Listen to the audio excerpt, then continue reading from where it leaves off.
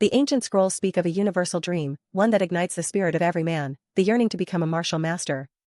It is a calling woven with threads of justice and loyalty, a life dedicated to a higher purpose. A bright, intense eye seems to gaze upon this ideal with deep longing. One might soar through the boundless skies, an eagle freed from earthly chains, emblematic of untamed power and freedom. Envision a hero's life, journeying across the world, their spirit an ethereal glow against the vast, cloudy expanse. A faint, resonant hum, bio-oong, echoes, as if a powerful force stirs. Figures of power clash and weave through the clouds, their movements swift and decisive, each strike carrying a weight that reverberates with a crackling quajik and a continuous, deep bio-oong. One figure stands poised, channeling immense, radiant energy into a powerful, earth-shattering blow, the air vibrating with a deep bio-oong. A devastating impact, a sudden, sharp quajik resonating from the sheer force of a martial strike. The very sound these masters create is unlike anything known to the average man, a symphony of power and destiny. Every soul, young or old, yearns to live such a life, to taste the glory of true power and purpose. But for most, this remains a distant, vibrant fantasy, fading into stark reality. An eagle gracefully descends from the sun-drenched sky, its keen eyes fixed on the walled city below, a stark contrast to the ethereal battles. The truth remains, not all are destined to live such heroic tales. Instead, life often brings forth a different kind of intensity, a primal heat. The rhythmic clang of a hammer striking hot metal, tang, tang, filling the air with the sounds of honest labor and raw power. A calloused hand, strong and weathered, grips the heavy hammer, its surface glinting in the fiery glow of the forge. The hammer falls again, tang, a persistent echo against a backdrop that shifts from fiery forge to a clear, open sky. A verdant mountain rises under a soft blue sky, a tranquil scene that whispers of quiet routine. Below, a bustling walled city thrives, its traditional buildings lining a sparkling river, an image of daily life.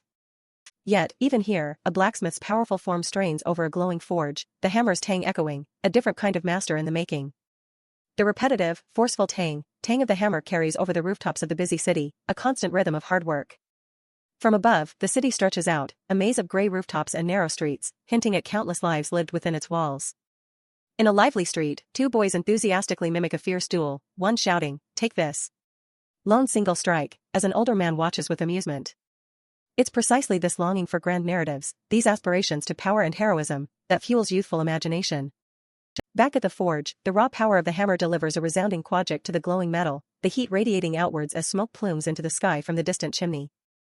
Within the Yajin metallurgy workshop, two boys continue their spirited play fight with wooden sticks, their fantasy ignited by the sounds of the forge, quajik, quajik. This deep, primal connection to strength is why boys fantasize about such heroic lives even more. A seasoned blacksmith watches over the younger generation, a silent testament to the enduring craft, surrounded by racks of finished weapons. The quiet rhythm of work continues, unseen, hinting at the hours spent honing skill and strength. An older blacksmith, his arms muscled and bare, presents a wooden tray to a distinguished, white-bearded physician. With a respectful chakak, the sound of the tray being placed, the blacksmith announces, "Thank you for waiting." A younger man, Tang Mujin, stands next to the blacksmith, his face shining with sweat, presenting a fresh batch of acupuncture needles. He proudly declares, "Here are the acupuncture needles you ordered." His strong hands tenderly hold the wooden tray, filled with precisely crafted needles that glimmer with a subtle, internal light. Mujin's youthful face, though tired from his labors, beams with an earnest, almost innocent pride, his eyes a warm, watchful amber. This is Tang Mujin, a 20-year-old physician, yet within him lies the dormant potential for a sound that could awaken a dreaming boy. A brilliant column of light pierces through a cosmic swirl, hinting at immense, untapped power and a destiny far greater than his current path. A power that could transform him, turning him into a hero. A deep, resonant bio-oong echoes from the ethereal light, a symphony of his hidden destiny. The radiant energy pulses and thrums with a profound bio-oong vibrating through the cosmic dust, a silent hum of creation taking hold.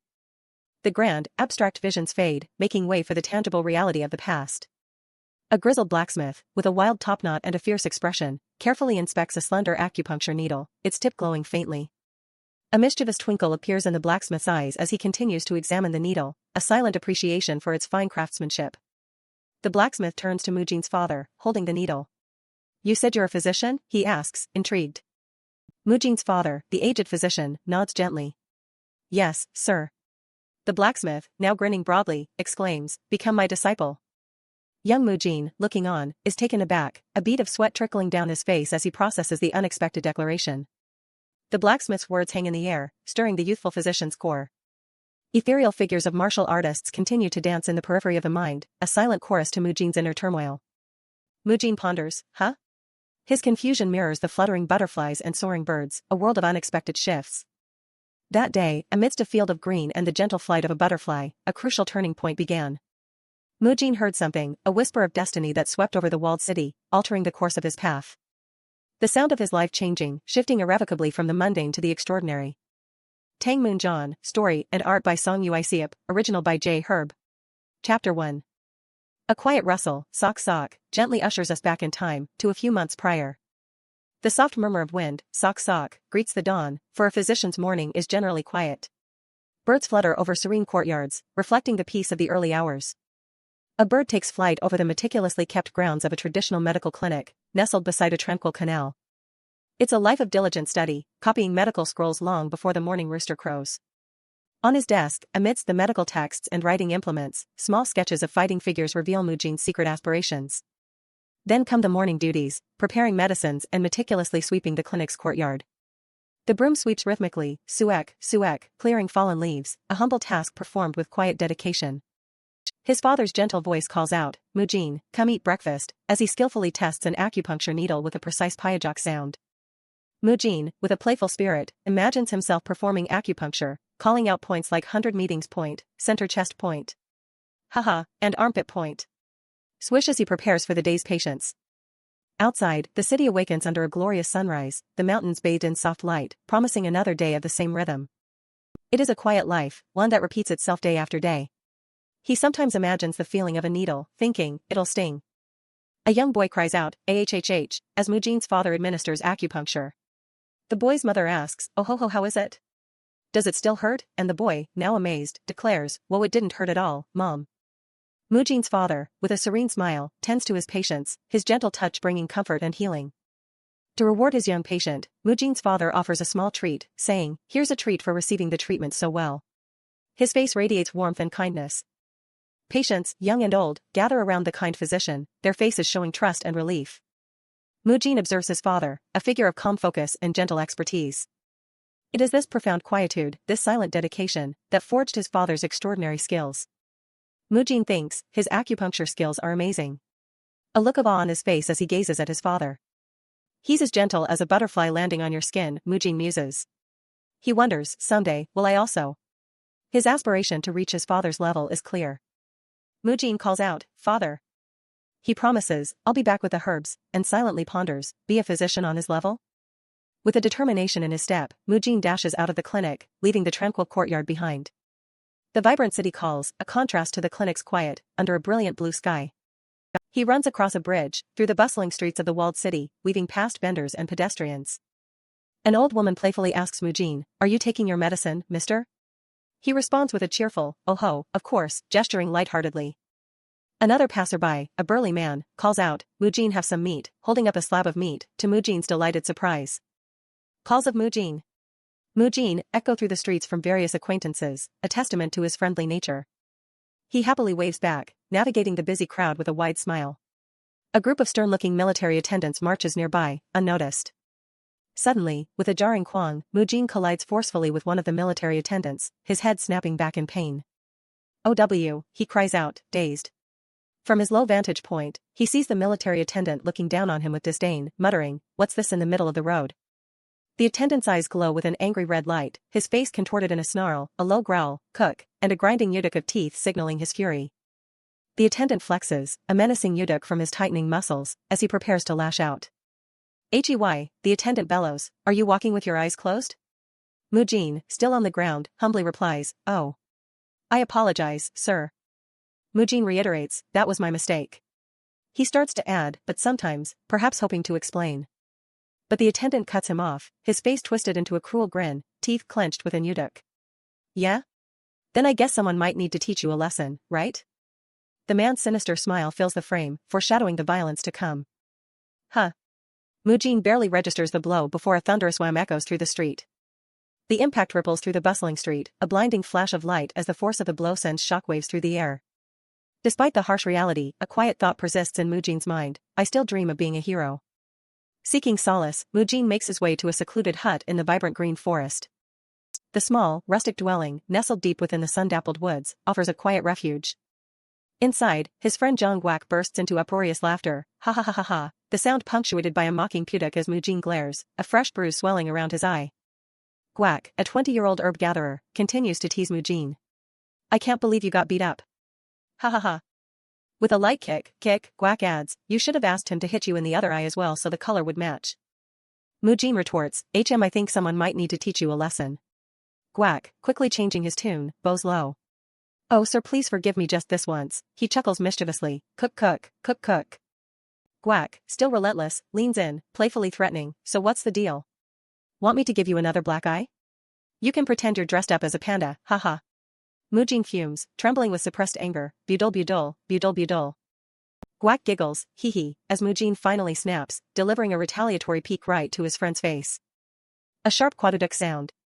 Guak cries out, fuck. You poked me in the eye. My eye. Another quaduduk. I told you to stop, he yells, followed by a final, desperate quaduduk.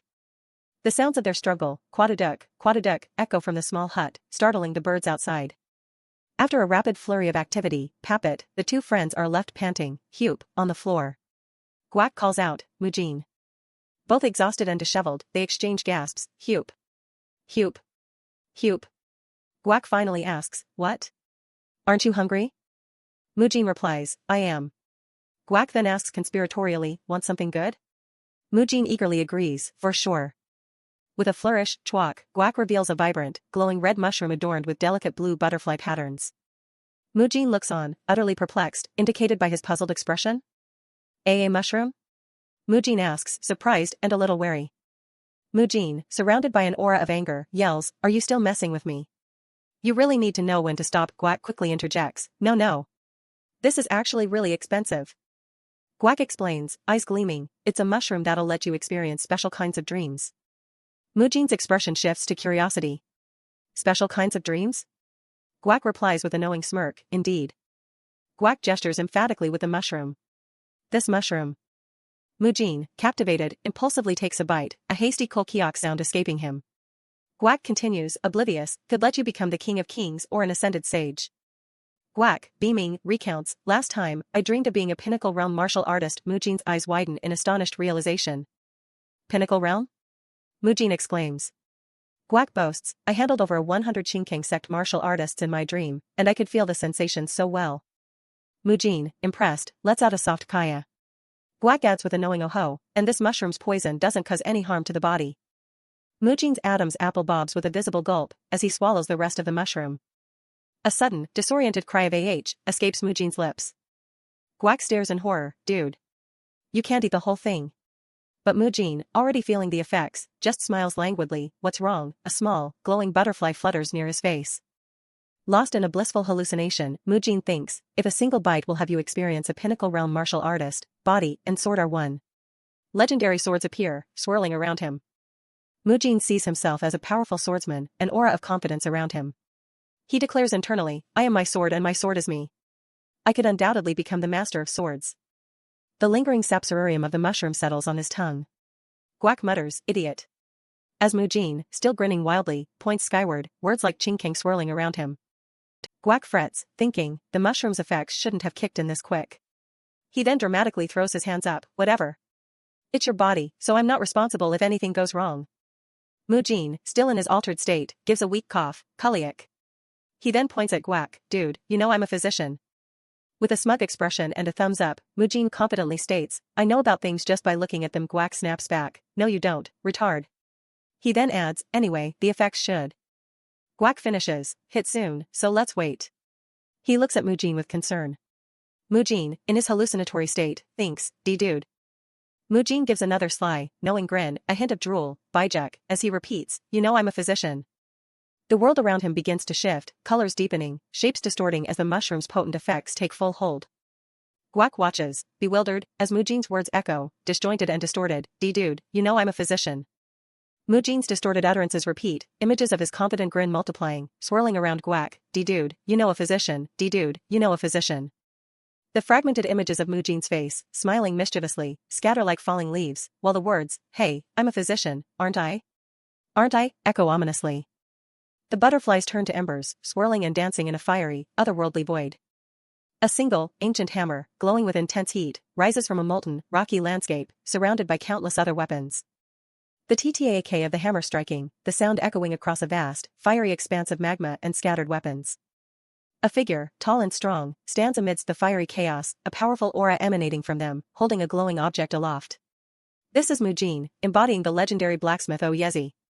The resounding ttak of the hammer echoes again, emphasizing the rhythmic, powerful work of the forge.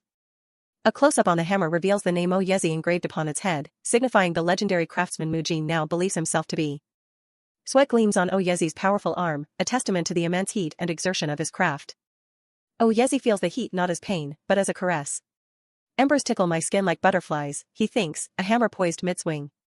He stands powerfully over his anvil, tongs gripping glowing metal, his muscles straining with each swing as sparks fly. The sparks formed by the first strike of the hammer are always wondrous, he muses. I, Tang Mujin, have hammered iron as a blacksmith my entire life, he thinks, momentarily confused by the name. His eyes burn with fiery resolve as he continues to strike, but this joyous moment never ceases to amaze me. The intense glow of the forge reflects in his determined eyes. A flicker of doubt crosses his mind. Tang Mujin? Me? He pauses, a tremor, budul, running through him as the blacksmith's figure wavers, momentarily revealing Mujin's own body beneath. The persona solidifies. My name is Oyezi, though, he firmly corrects himself. The master of smithing who's unparalleled under the heavens. The hammer falls with a resonant tang. Suddenly, he cries out, and then clears his throat, ahem. Did I daze off standing somehow? He looks around at the forge, a vast, starlit landscape visible beyond. What a strange dream of being a physician. He muses, shaking his head. I must have been tired, he concludes. No, I should get myself together now, he declares, swinging the glowing metal with a decisive whick. His focus renewed, he pronounces, I will craft. He declares his grand purpose, the 5 master swords requested to me by the king of the use. His hammer strikes, tang tang tang, a rapid, powerful beat. They will be the best work of my life. I will give it my all, he vows, his determination shining against the cosmic backdrop. Sparks fly from the forge, mingling with the starlight, as weapons are slowly brought into being. He steps back, admiring his work, a satisfied good, escaping his lips as he scrutinizes the glowing blade. In the name of Oyezi, he proclaims, the resounding tang of his hammer echoing from the fiery, volcanic landscape around him. The earth itself seems to rumble with the rhythmic tang of his creation, the lava-streaked mountains rising majestically. His creations appear in the cosmos, Zhanlu, Juk, Xianxia, Yucheng, and Chenjun, each a celestial body, a perfect blend of sun and moon. The legendary swords, Zhanlu and Juk, emerge, imbued with the power of the heavens. Next, Xianxia takes its place among the cosmic marvels. Followed by Yucheng and Chenjun, completing the set of mythical blades. Chenjun, adorned with a golden dragon's head, shines with divine splendor, a masterpiece of craftsmanship. The 5 master swords, forged by heaven and man for over 20 years, he proclaims, gazing at his creations. All ought to praise their glory, he states, the immense pride of a creator radiating from him. Now an old, wise sage, Oyezi stands among celestial beings, his 5 master swords floating around him, ready to ascend. As goddesses and immortals gather, a voice echoes through the heavens, as you have accomplished the dreams of man, and the orders of the heavens, the voice continues, as Oyezi looks up, his face beatific, a halo of light around his head. He clasps his hands in a gesture of profound gratitude and peace, his destiny fulfilled. We shall pour the heavenly peach wine, and greet our new immortal, the voice declares, as a celestial celebration begins with peach blossoms showering down. A grand procession of immortals awaits him at the top of a celestial staircase, the 5 swords standing sentinel around a blossoming tree, ready to welcome him to paradise. A grand day. It's a grand day, Oyezi, cheers resound, as figures in flowing robes offer divine wine. Immortals raise their golden goblets in celebration, ready to toast to the newly ascended sage.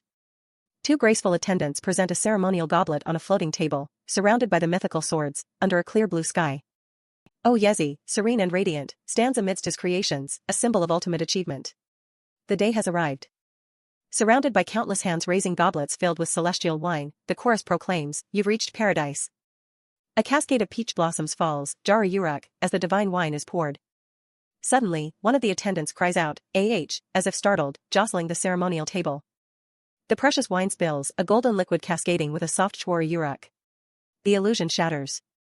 Oyezi's serene face is replaced by a look of bewildered frustration as his eyes snap open, the dream fading. A single, jarring tang reverberates, a harsh awakening from the celestial dream. A thunderous quarry-yurung rips through the air, signaling the dream's violent end. And then a final, explosive quang, and profound darkness. Mujin lies sprawled on the ground, a bag of herbs next to him, his face pale and clammy, eyes wide with disorientation.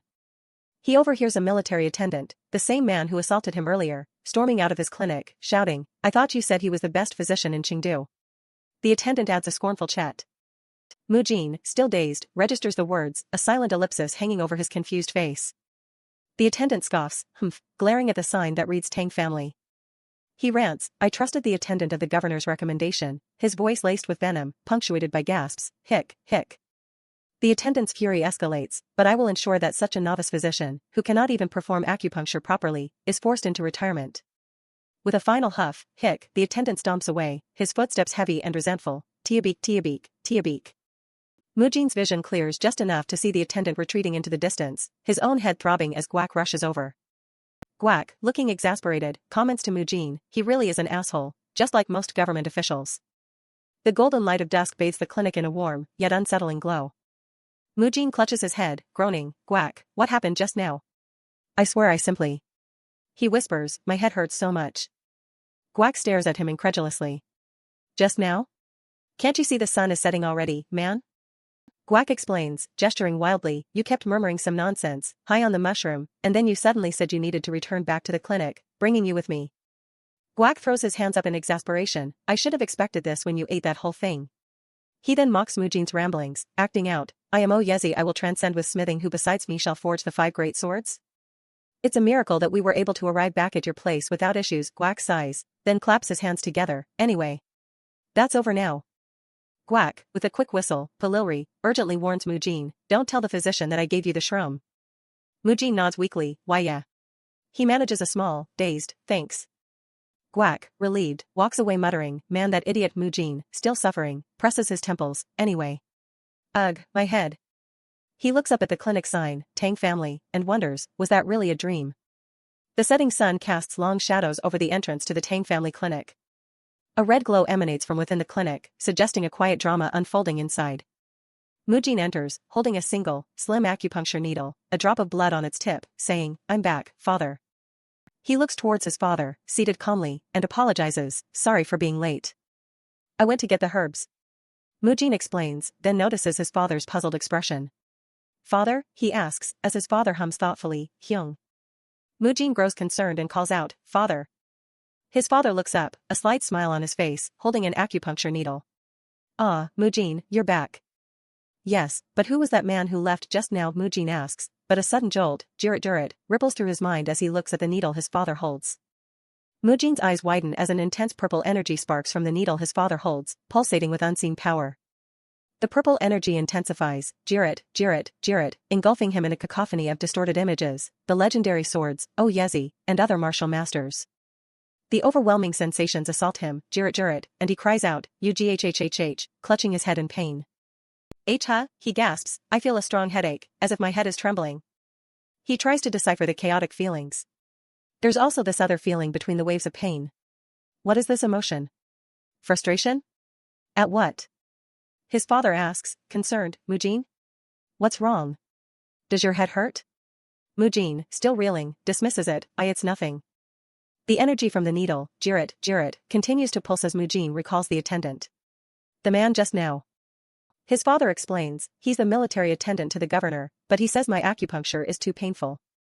My new needles are thicker than the old ones." He seems bewildered. "Really? No way, I tested them this morning."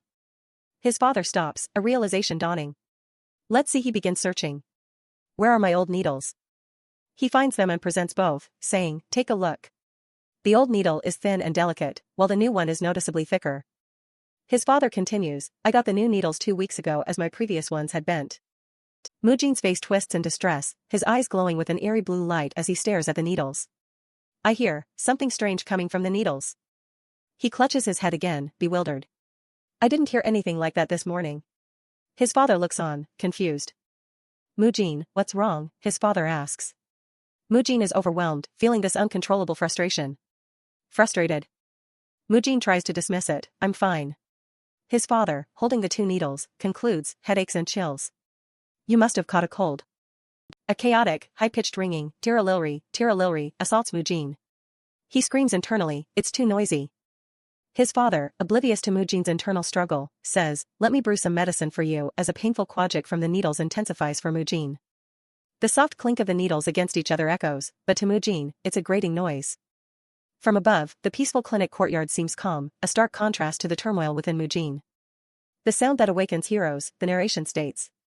Mujin, his hand reaching for the needles, feels a sudden warmth, tut-tut, and says, Father. His father's eyes widen as Mujin takes one of the needles, a sharp tuk of realization hitting him. This. The needle in Mujin's hand begins to glow, radiating an intense, fiery light. His father's composure shatters. How the fuck, is this a needle? He exclaims, as a powerful surge, whack, bursts from Mujin. Mujin's eyes blaze with intense, fiery power, an aura of burning energy, whack, radiating from him, his face etched with fierce determination. The needle in Mujin's hand crackles with vibrant purple energy, a clear sign of his awakened power. The intense light from Mujin's awakened state engulfs everything, a prelude to a new chapter. I heard it that day, the narrator concludes, the echoes of destiny finally settling. The credits for Tang Moonjan appear, signaling the end of this introductory arc. A small, humorous afterthought from Mujin, still in his dreamlike state from the mushroom, holding a needle, while his father looks on confusedly. Mujin gestures with the needle, exclaiming, well, of course, it's a needle. Why are you so mad at that? Well, I just thought I'd be able to do better than this. The scene fades to black, leaving the audience to ponder the true potential of the awakened physician. A deep, throbbing ache pulsated within Mujin's skull, a jarring kook. Jijian that echoed his inner turmoil. His brow furrowed, veins popping as the Jijian intensified. It was a constant companion now, a direct result of his new, hypersensitive perception. Whenever I suddenly see a shoddy item, it irritates me, he thought, holding two acupuncture needles, one radiating a chaotic aura of imperfection, the other, a soothing glow. Only yesterday, he couldn't even tell what was shoddy or not. Now, the bustling city, with its myriad of flawed creations, assaulted his senses with a relentless hit of imperfection. But suddenly, because of this uncanny ability that manifested after the glowing mushroom, the world had become a cacophony of jarring defects. The air itself seemed to hum with a jarring of countless imperfect objects. Each sign, each piece of pottery, each minor carving in the street, screamed its flaws at him, sending shockwaves through his mind. From ornate incense burners to simple wooden signs, the city's myriad of imperfect items resonated with a constant, grating jarring, relentlessly assaulting his ears and mind. He clutched his head, falling to his knees as the overwhelming jarring sensations threatened to shatter his composure amidst the indifferent crowds. Arghhh, he screamed inwardly, the relentless jarring driving him to the brink. His eyes wide with agony and frustration, he cried out, everything looks cheap and worthless, it's driving me crazy. But still, amidst the torment, a single object radiated a soothing hua. It was an old, delicate acupuncture needle, glowing with a gentle light. Just by looking at this, I feel refreshed. Mujin exclaimed, the radiant needle providing a calming balm to his overstimulated senses. This is the pride of Sichuan, he declared with sudden certainty, a name and origin appearing unbidden in his mind. A needle crafted by blacksmith Suk, he realized, before a new wave of confusion washed over him. But wait, how do I even know this? He held up another, newer needle, examining it closely. Besides, this new needle must have also been made by blacksmith Suk. A drop of sweat trickled down his temple as the perplexing question lingered, so why, does it feel different? I hope this isn't something serious. He worried, his mind racing for answers. Driven by an urgent need for clarity, Mujin turned and dashed out of the clinic. The Tang Clan Clinic.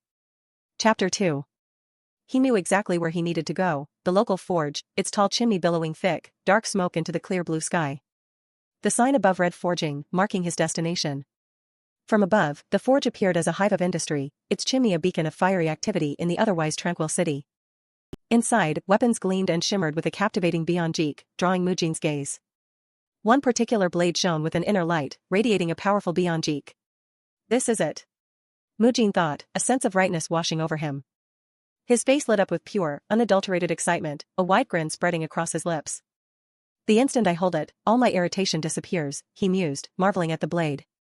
Such exquisite craftsmanship. There's no way blacksmith Suk's work would change, he thought, still holding the exquisite blade. Nearby, an onlooker whispered, what a weirdo. Then, a thought struck him, and he lowered the blade slightly, his expression shifting to one of dawning realization. Wait. Could it be because of that dream I had of Oyezi, he wondered, a faint image of the legendary blacksmith appearing in his mind. He pondered deeply, a soft sound of contemplation escaping his lips, as the image of an elder blacksmith appeared above him. Did that dream allow me to recognize a true master's work? He questioned, the possibility both thrilling and bewildering. And also, a sudden, powerful jajajat flash of insight struck him, his eyes widening in surprise.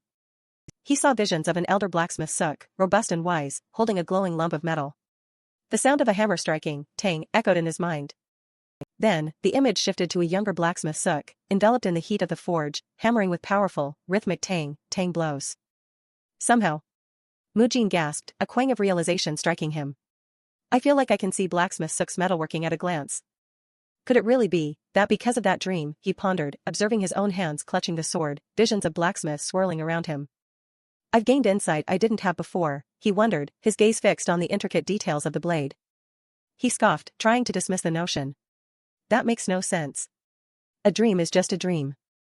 Mujin stood in the center of the forge, the gleaming weapons and tools surrounding him, bathed in the golden light filtering through the open doorway.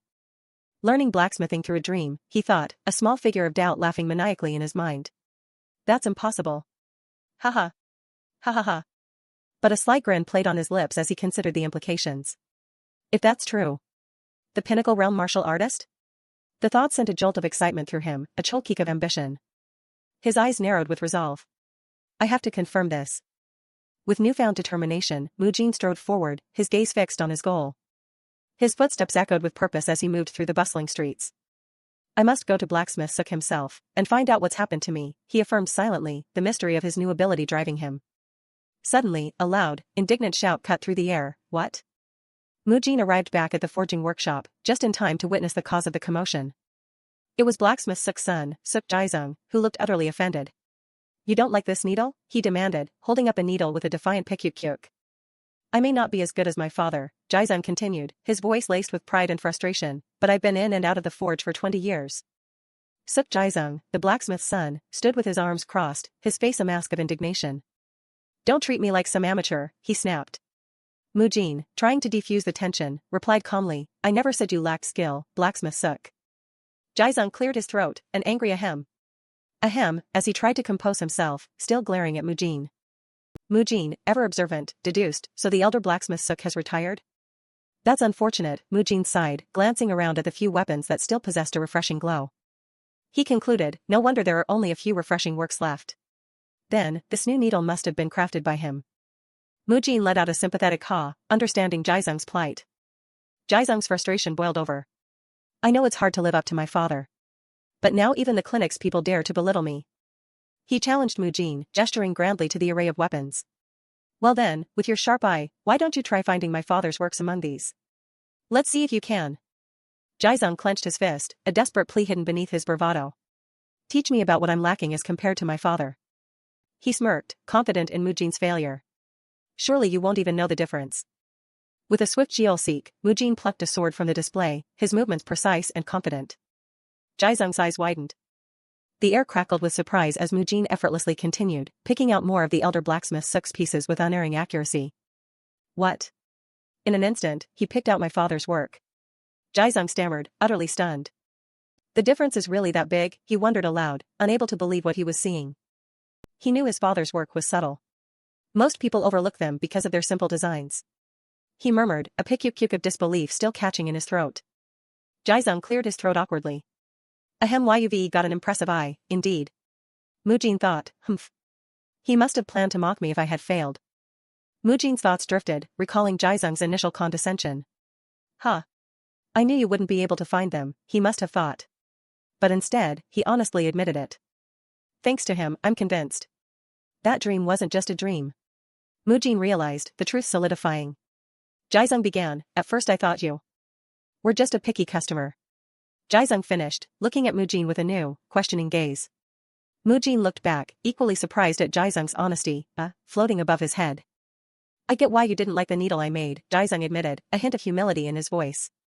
Although I was the one who asked you to find my father's work, he continued, his gaze drifting. You managed to select every last one of my father's pieces.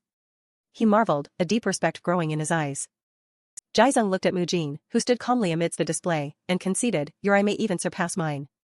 He looked down at the hammer in his hand, a hint of despair in his eyes. With you, even if I hammer away endlessly, he murmured. I can only create mediocre things. Jaizong finished, his voice tinged with self-pity as Mujin watched him, wide-eyed. Jaizong suddenly brightened, a new idea sparking in his mind, his hammer glowing with a jang. So there's only one answer. He lifted the heavy hammer, a profound realization dawning on him. He pointed the hammer directly at Mujin, a challenging grin spreading across his face. You must craft something yourself. Mujin looked utterly surprised, speechless for a moment. His eyes, glowing with a fierce intensity, betrayed his inner conflict. Me, he whispered, looking from the hammer to the roaring forge fire. Jaizong pressed on, a sly smile on his face. If you think it's impossible, I'll craft another needle myself. But you should try. Jaizong started, but Mujin cut him off with a decisive, all right. Jaizong looked surprised by Mujin's quick acceptance. Mujin thought, after all, when else in life would I get the chance to act as a blacksmith? With a burst of internal resolve, Mujin accepted the challenge. With a decisive TLC, Mujin sat down before the forge, a newfound determination in his eyes. So fine, let's go for it. Then, with a flurry of motion, coal and wood were swiftly brought to the roaring fire. Mujin pumped the bellows with a grunt, a fierce cube escaping his lips. Let's start with some simple practice. With a deep kukwiem, Mujin worked the bellows, and the forge fire roared to life with a powerful wow blaze. I shouted with confidence, he thought, trusting the knowledge I got from that dream, as the intense heat enveloped him. His face, illuminated by the fire, showed a focused intensity, a mirror of the legendary blacksmith he once embodied in his dream. Yet, a flicker of doubt remained. But will it work, he wondered, despite his outward confidence. The metal, now glowing a fiery orange, was ready for the hammer. Mujin raised the heavy hammer high, poised to strike. Jaizong, observing Mujin, muttered, it's like asking a patient to prepare their own medicine and needle themselves. The molten metal, held firmly by the tongs, glowed with fierce heat. With a resounding tang, the hammer fell. Mujin's internal voice reaffirmed, still, I want to try hammering, as he continued his work with a powerful strike. The rhythmic tang of the hammer filled the forge as Mujin worked, Jaizong watching from a distance. Jaizong's eyes widened, a look of profound surprise creeping across his face as he listened to the precise tang of Mujin's hammer. Mujin, focused and drenched in sweat, continued to hammer the glowing metal with an effortless grace. Each strike was precise, shaping the metal with a surprising deftness. He worked tirelessly, bending the metal to his will with an innate understanding. Sparks flew with each masterful tang, as Mujin continued his work, fully immersed in the process. Jang, he thought triumphantly. It's working. A proud, satisfied smile spread across his face, despite the sweat beading on his forehead. It really works. Mujin beamed, looking at the unfolding metalwork, while Jaizong stood frozen, speechless. The steady jang of Mujin's hammer continued as Jaizong thought, at first I thought I'd laugh at what he'd do. Jaizong stared, dumbfounded, as Mujin's hammer fell with a perfect tang. But his hammer blows are flawless. He conceded, utterly bewildered. Jaizong's mind reeled. Unlike a physician, he's a natural just like my father, who spent his life forging metal, he thought, recognizing an innate talent. The hammer's tang created a mesmerizing rhythm. And this sound, it rings like a clear musical note. Jaizong observed, utterly captivated. As the rhythmic tang filled the forge, Jaizong's eyes sparkled, and he saw visions of skilled artisans, a profound understanding dawning upon him. Am I witnessing the reincarnation of Oyezi himself? Jaizong wondered, a mythical aura of fire surrounding him, reflecting his awe.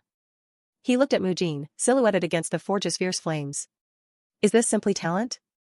No, this surpasses talent. Jaizong exclaimed, a high-pitched keying of excitement escaping him. His eyes widened in sheer astonishment, reflecting the powerful keying of raw energy he sensed. The nascent blade crackled with a vibrant jijijik energy, shimmering with an otherworldly glow. Jaizong, incredibly excited, urged Mujin, more, show me more. Strike, quench, temper, sharpen the blade, he directed, his voice filled with fervent eagerness as the glowing metal pulsed. Show me how you make the handle, Jaizong continued, completely absorbed in the creation process. The sheath, Mujin finished, holding up a perfectly formed, simple sword, which shimmered with subtle light. Show me the complete weapon that exists in your mind. Jaizong demanded, barely containing his excitement. With one final tang, Mujin presented the perfectly balanced sword to a stunned Jaizong. The forge's fire dimmed, leaving the masterwork in silent admiration. Mujin, holding the newly forged sword, confidently instructed Jaizong. Blacksmith Suk. Melt this piece down. What? And melt it? Jaizong stammered, utterly bewildered. Mujin, with a sly smile, thought, right. My arms are warmed up enough. Mujin stood tall, a picture of confident readiness, hammer in hand. He held up a raw lump of metal, his eyes gleaming. Now it's time to make a proper needle, he declared, his true intention revealed. Jaizong, holding the sword, simply trembled, a bewildered budul escaping him as he stared at Mujin. The forge roared to life with a fierce wow-wow, and Mujin's hammer began its steady tang, the rhythm of creation filling the air. Each precise tang resonated, shaping the metal into something impossibly fine. From the intense heat, a shimmering, impossibly thin acupuncture needle emerged, perfectly formed. Its point gleamed, so fine it was almost invisible, a testament to unparalleled craftsmanship. With a gentle huang, the needle was inserted into skin, leaving no trace of pain or even a mark. A patient gasped, "It doesn't hurt? Really?" Other patients crowded around, exclaiming, "General attendant, are you serious? How can that not hurt?" they wondered. The general attendant, beaming, cried, "Huh? My back pain is gone? Come on, how could you get better so quickly?" a skeptical patient asked. Another exclaimed, "It actually works. Was the needle really inserted?" "Yes, it is," the general attendant confirmed with a hearty ho-ho. Another patient mused, "Was I just having an off day before?" "Well, this is miraculous, truly miraculous," one patient exclaimed. But another, more practical, worried, "But how long is the waiting line?" "The physician's going to make a fortune," a happy patient declared, a Mikiyasio, crazy, of amazement escaping his lips. Patients lined up, their faces glowing with a mix of awe and Mikiyasio wonder. The queue stretched out, each patient a testament to the new miraculous cures, muttering Mikiyasio in disbelief. The reputation of the Tang family clinic exploded, drawing crowds muttering Mikiyasio at the incredible turn of events. From above, the Tang family clinic was besieged by an endless line of hopeful patients, a truly Mikiyasio sight. The line stretched across bridges and beyond the city limits, an unprecedented display of popularity for the miraculous Tang family clinic. News of the miraculous cures at the Tang family clinic spread far and wide, reaching distant lands. A bustling city, far from the Tang family clinic, continued its daily rhythm. Beyond the city, vast landscapes stretched towards distant mountains. The journey was long, taking travelers across expansive green plains, towards walled cities far away. The sky above was a canvas of clear blue, dotted with fluffy white clouds, overlooking verdant hills. Along a winding mountain road, two travelers with heavy packs made their way, their journey reflecting the distance of the news they carried. They passed by ancient landmarks, like a colossal stone Buddha carved into a mountainside. A small, solitary boat drifted peacefully on a serene river, underscoring the tranquility of the remote region. The two travelers continued their arduous journey, following a path that hugged the scenic river, surrounded by rolling hills. Towering peaks pierced the serene blue sky, a majestic backdrop to their long trek. As evening approached, they neared a secluded house, where a lone figure sat quietly on a bench by the path. Unbeknownst to the travelers, a mysterious masked figure cloaked in purple sat within earshot of their conversation as they approached the distant dwelling. Their paths were about to intersect in unforeseen ways. "Your back hurts? You should have visited the Tang family clinic before leaving the city," one traveler remarked. The other grumbled, "Phew, what, you think I didn't try? The line was too long," he complained bitterly. "I couldn't even get inside because of how many people were waiting." The masked figure, unseen, listened intently. The mysterious masked man, cloaked in deep purple and wearing a wide-brimmed straw hat, silently held a gourd, his presence ominous. With a soft sukuk, the masked man rose from his seat, his purple cloak swirling around him as he began to walk away from the travelers. He strode purposefully down the path, leaving the complaining travelers behind, heading towards the city with an unspoken intent. The sky above the city was a brilliant, unblemished blue. A voice echoed through the crisp air, "The Tang clinic is now open. Please wait your turn safely." Patients patiently queued before the grand gates of the Tang family clinic, eager for their turn with the renowned physician. The clinic, marked with the character Tangjia, Tang family, buzzed with a sense of hope and anticipation. The calm was about to be shattered. Suddenly, shouts erupted from the queue. "Hey! Do you know how long I've been waiting?" a man yelled. "Where do you think you're cutting in line?"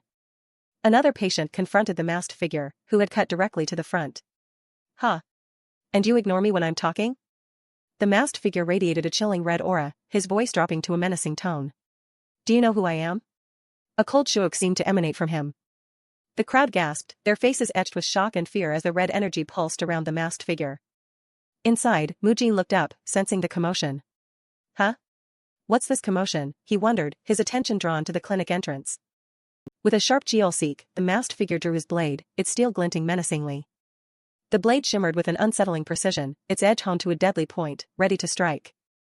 The masked man's eyes glowed with fierce intent, a chilling qualk radiating from his entire being. Cloaked in purple, the masked figure stood poised, his blade glinting, an embodiment of silent menace.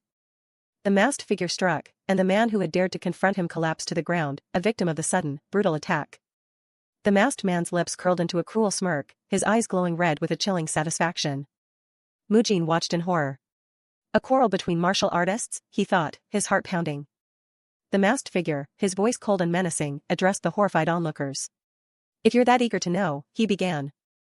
With a dismissive tack, the masked figure gestured with his blade towards the fallen patient, a gruesome display.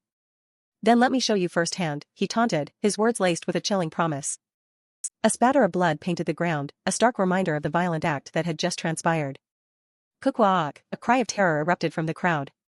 Mujin, his face a mask of shock, rushed forward instinctively. The injured man screamed, a pained awk, as he convulsed on the ground, the sound of puke a sickening accompaniment to his agony. The masked figure's eyes, glowing with a malevolent red, seemed to pierce through the chaos, observing Mujin's every move. With a quick poke, Mujin knelt beside the injured patient, his hands moving swiftly to examine the wound. His eyes widened in shock as he assessed the damage. Etched onto the patient's chest, like a branding, were the words eccentric physician, repeating in ominous fashion. With a single strike, Mujin thought in horror, he cut only the skin without harming bone or muscle. Mujin, holding a blood-soaked piece of cloth, looked utterly horrified, his mind grappling with the assailant's terrifying precision. He's a martial master. Mujin realized, a cold dread creeping in. And that title? The eccentric physician. I've heard it somewhere before. Mujin murmured, kneeling by the patient as the masked figure calmly walked away, his back to the chaos. The masked figure scoffed, a chilling disdain in his voice. You're a grown man and you cry like a child tsk. Mujin's face was contorted in terror, his mind desperately trying to connect the pieces of this terrifying puzzle. To faint from such a small cut, the masked figure mused, a cruel smirk on his lips. I barely scratched you, so apply medicine for a few days and you'll be fine. He paused, shrouded in an ominous purple aura. That is. Mujin's eyes were wide with a dawning, terrible realization. The masked figure's voice echoed, chilling and final, if this were a proper clinic. With that, he vanished, leaving behind only swirling dark energy, his presence fading into the night. The name, the title, suddenly slammed into Mujin's mind. I remember now. The physician killer. His eyes, bloodshot and wide with absolute terror, reflected the horrific truth of the man he had just encountered. Eccentric physician, Li Cheng. Mujin whispered, the full, terrifying identity finally locking into place. This chapter concludes with a title card, acknowledging the creators and publisher. The story continues with the support of Manhwa. My father, Physician Tang, always carried an air of quiet dignity, his expression often soft and knowing. Watching him work, meticulously tending to patients, would always fill me with a deep sense of respect and admiration. He might not have been known as the greatest physician in all the lands, yet his presence was undeniable. Though perhaps not the flashiest or most renowned healer in the land, his clinic was a beacon of steady care. Patients came to him for his reliable expertise, his calm demeanor a comfort to all who sought his aid. Like a strong tree that firmly holds its place through all seasons, he was unwavering in his dedication. He was a physician who, despite lacking flashiness, possessed an unyielding resilience that saw him through every challenge. His quiet strength endured, much like a solitary tree standing tall against the winter snow, its roots deep and firm. This, I had come to understand, was the proper attitude of a true physician, a lesson I learned simply by watching my father. Yet, that unwavering ideal was about to be challenged. Then came Li Cheng, radiating an oppressive purple aura. This man was the complete antithesis of everything my father taught me, the opposite of what I'd learned from him. His face, scarred and grim, was framed by wild, dark hair, his very presence a storm of chaotic power. He was known as the eccentric physician, a martial artist in the pinnacle realm who roamed the lands, his reputation preceding him like a dark omen. In his grasp, a blade pulsed with a sinister purple glow, a stark contrast to the healing touch of a physician. His gaze, sharp and unsettling with its faint, unnatural glow, hinted at a power that transcended the ordinary. And yet, he was also lauded as one of the 3 greatest physicians under the heavens, his hands capable of both destruction and miraculous healing, casually holding needles that shimmered with an eerie light. He was an eccentric man who decided the fates of others with terrifying ease. His life was a paradox, wielding both his lethal sword and extraordinary medical skills to alter the course of lives. The stories of him were chilling. They said his fickle murders did not discriminate, neither good nor evil were spared his wrath. Blood-spattered scenes filled my mind, as the legends recounted his unpredictable strikes. Moreover, his reputation was not merely that of a capricious killer, but something far more insidious. He was a serial killer, infamous for having slain several dozens of innocent physicians across the Jianghu, leaving a trail of terror in his wake. The image of his hand, effortlessly wielding a sword capable of such devastation, sent shivers down my spine. And then, the glowing needles, the very tools of healing, turned into instruments of fear in his grasp. Visions of countless needles, imbued with a chilling light, seemed to pierce the very air around me. A terrifying realization slowly dawned, my blood running cold as I whispered to myself, "Father is." My eyes widened, a frantic scream trapped in my throat as the horrible truth became clear. Father is in danger. The narrative continues, delving deeper into the story of Tang Mujin. My heart pounded as I saw Li Cheng moving towards our clinic. He strode with an unsettling confidence towards the heart of our home, the place where father practiced his healing art. A panicked escaped my lips, my entire body tensing with dread. He was heading directly for it. That's father's practicing chamber. I rushed towards the injured man, Jin Song, lying on the ground, a chilling purple glow still lingering from Li Cheng's earlier attack. My voice cracked as I screamed, "F father," desperate for any sign of him. Fear contorted my features as I reached out helplessly. I gripped Jin Song's arm, my gaze fixed on the doors Li Cheng had just passed through. Jin Song, the Xianxia sect instructor, looked up at me, murmuring, "Mujin," as Li Cheng walked away, his back to us. Then, with a heavy sigh, he added, "It's inevitable." His words, laced with a weary resignation, echoed in my ears. I couldn't comprehend such fatalism. I turned to him, pleading, "Head instructor. What do you mean? Well, maybe the branch leader could stop him?" Jin Song's gaze fell. Even my master will refuse to stand against the eccentric physician. My mind reeled. But that man, is the criminal, eccentric physician. Then came the shocking revelation, accompanied by a ghostly green silhouette of a figure. My master owes his own life to the eccentric physician. My eyes widened in disbelief. The eccentric physician saved the Xianxia sect branch leader's life? The sky above seemed to mock the twisted logic of this world. Just then, the door to father's chamber clicked open, and he emerged, unharmed. Tears welled in my eyes as I whispered, "F father." My relief was overwhelming. He placed a comforting hand on my shoulder. "If you were worried due to his infamy, worry not." His voice was calm and reassuring. "From what I've seen, the eccentric physician may be quite strange. But he is not an evil man." It was a judgment I desperately wanted to believe. Suddenly, a tremendous blast erupted from the chamber, the sound echoing across the courtyard. Li Cheng burst forth, arms spread wide, radiating an otherworldly power, his appearance so sudden it startled both father and me. A slight, mischievous grin played on his lips as he made his dramatic exit. He leaped, soaring through the air and away from the clinic, leaving us momentarily stunned. I noted with surprise, his clothes are clean. No sign of a struggle, no blood, nothing amiss on his person. Sighing deeply, I whispered, "Thank goodness." For my father was safe, and the clinic chamber appeared intact. But the relief was short-lived. A hand clamped down on my shoulder, an unsettling purr in my ear. "Hey!" My heart leaped into my throat. He was back, his grip firm and unnerving. His hand remained, a heavy weight on my shoulder, a clear sign of his unsettling presence. Li Cheng leaned in, his voice low. "After listening to Physician Tang, I heard there was quite a skilled blacksmith nearby." His predatory eyes bore into my terrified face, a wide, unsettling smile stretching across his lips. "Do you know where they are?" he pressed, and I could only manage a choked, "Ah." He kept his arm around me, his presence overwhelming. I mumbled, "Ah. Yes. Indeed." Reluctantly, I admitted, "I do." Li Cheng's smile widened. "Yeah? Then lead the way," and with that, I was forcibly tugged along. My body moved almost against my will. "All right." I whispered, fear still clouding my judgment. I glanced back, a wave of terror washing over me, knowing I had no choice but to comply. His voice, close behind me, snapped, "Hey," urging me onward.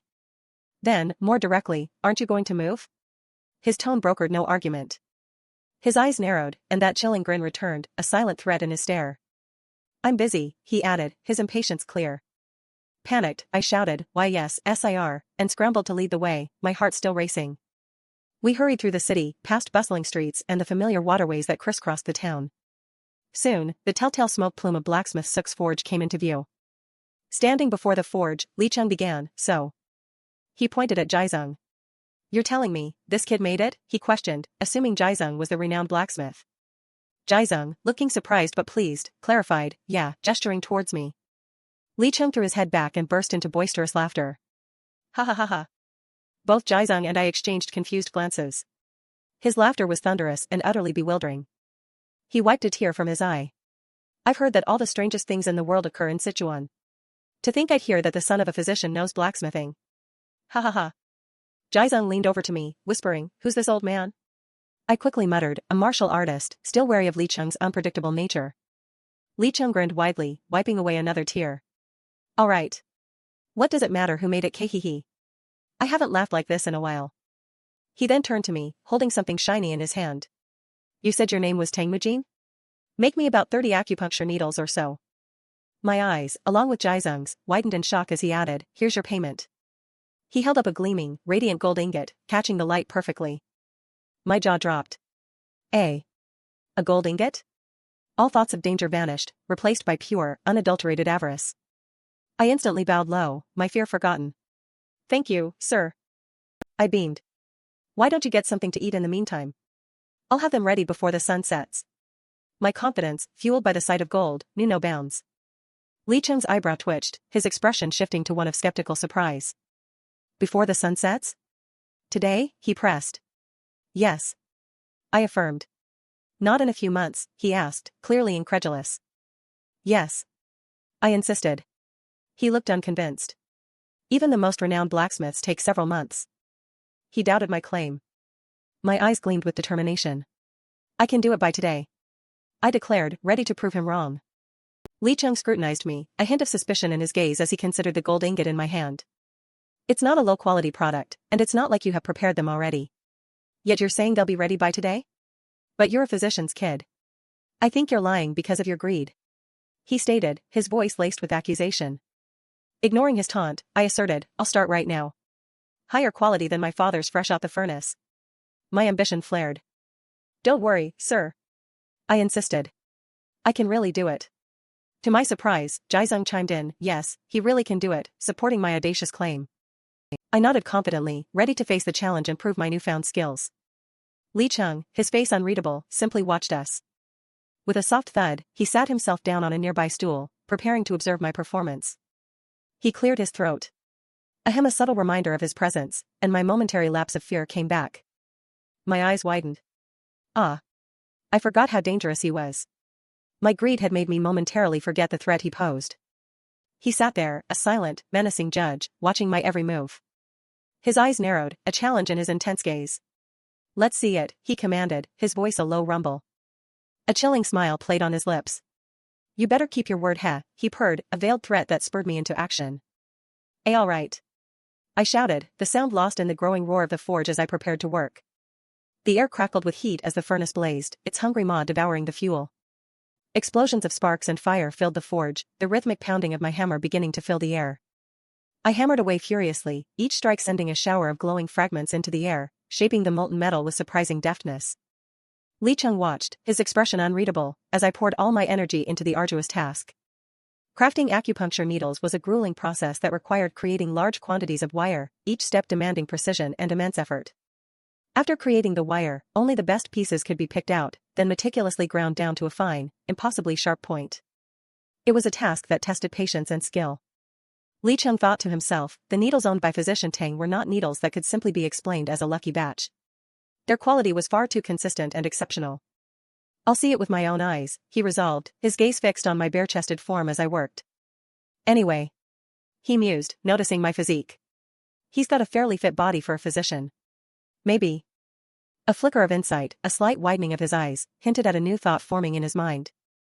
The rhythmic clang of my hammer filled the forge and echoed across the rooftops. Each powerful blow struck true, shaping the metal with surprising force and precision. My hand, strengthened by my newfound perception, guided the hammer flawlessly. The heat and sparks were intense, but my focus remained unbroken. Li Cheng watched, his eyes following every move of my hammer, witnessing the raw talent at play.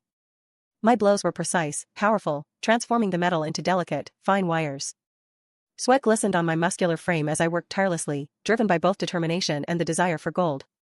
The process unfolded rapidly, the hammer struck, the metal was gripped by tongs, then struck again, repeating the cycle with seamless grace.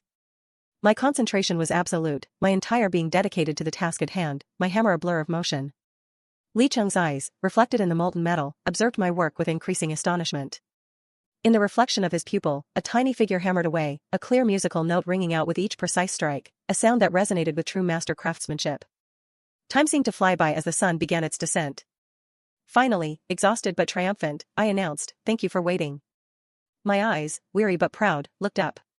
"Here are the needles you requested," I stated, presenting the finished work. Sweat beaded on my chest and neck, a testament to the effort I'd put into crafting the 30 perfect needles.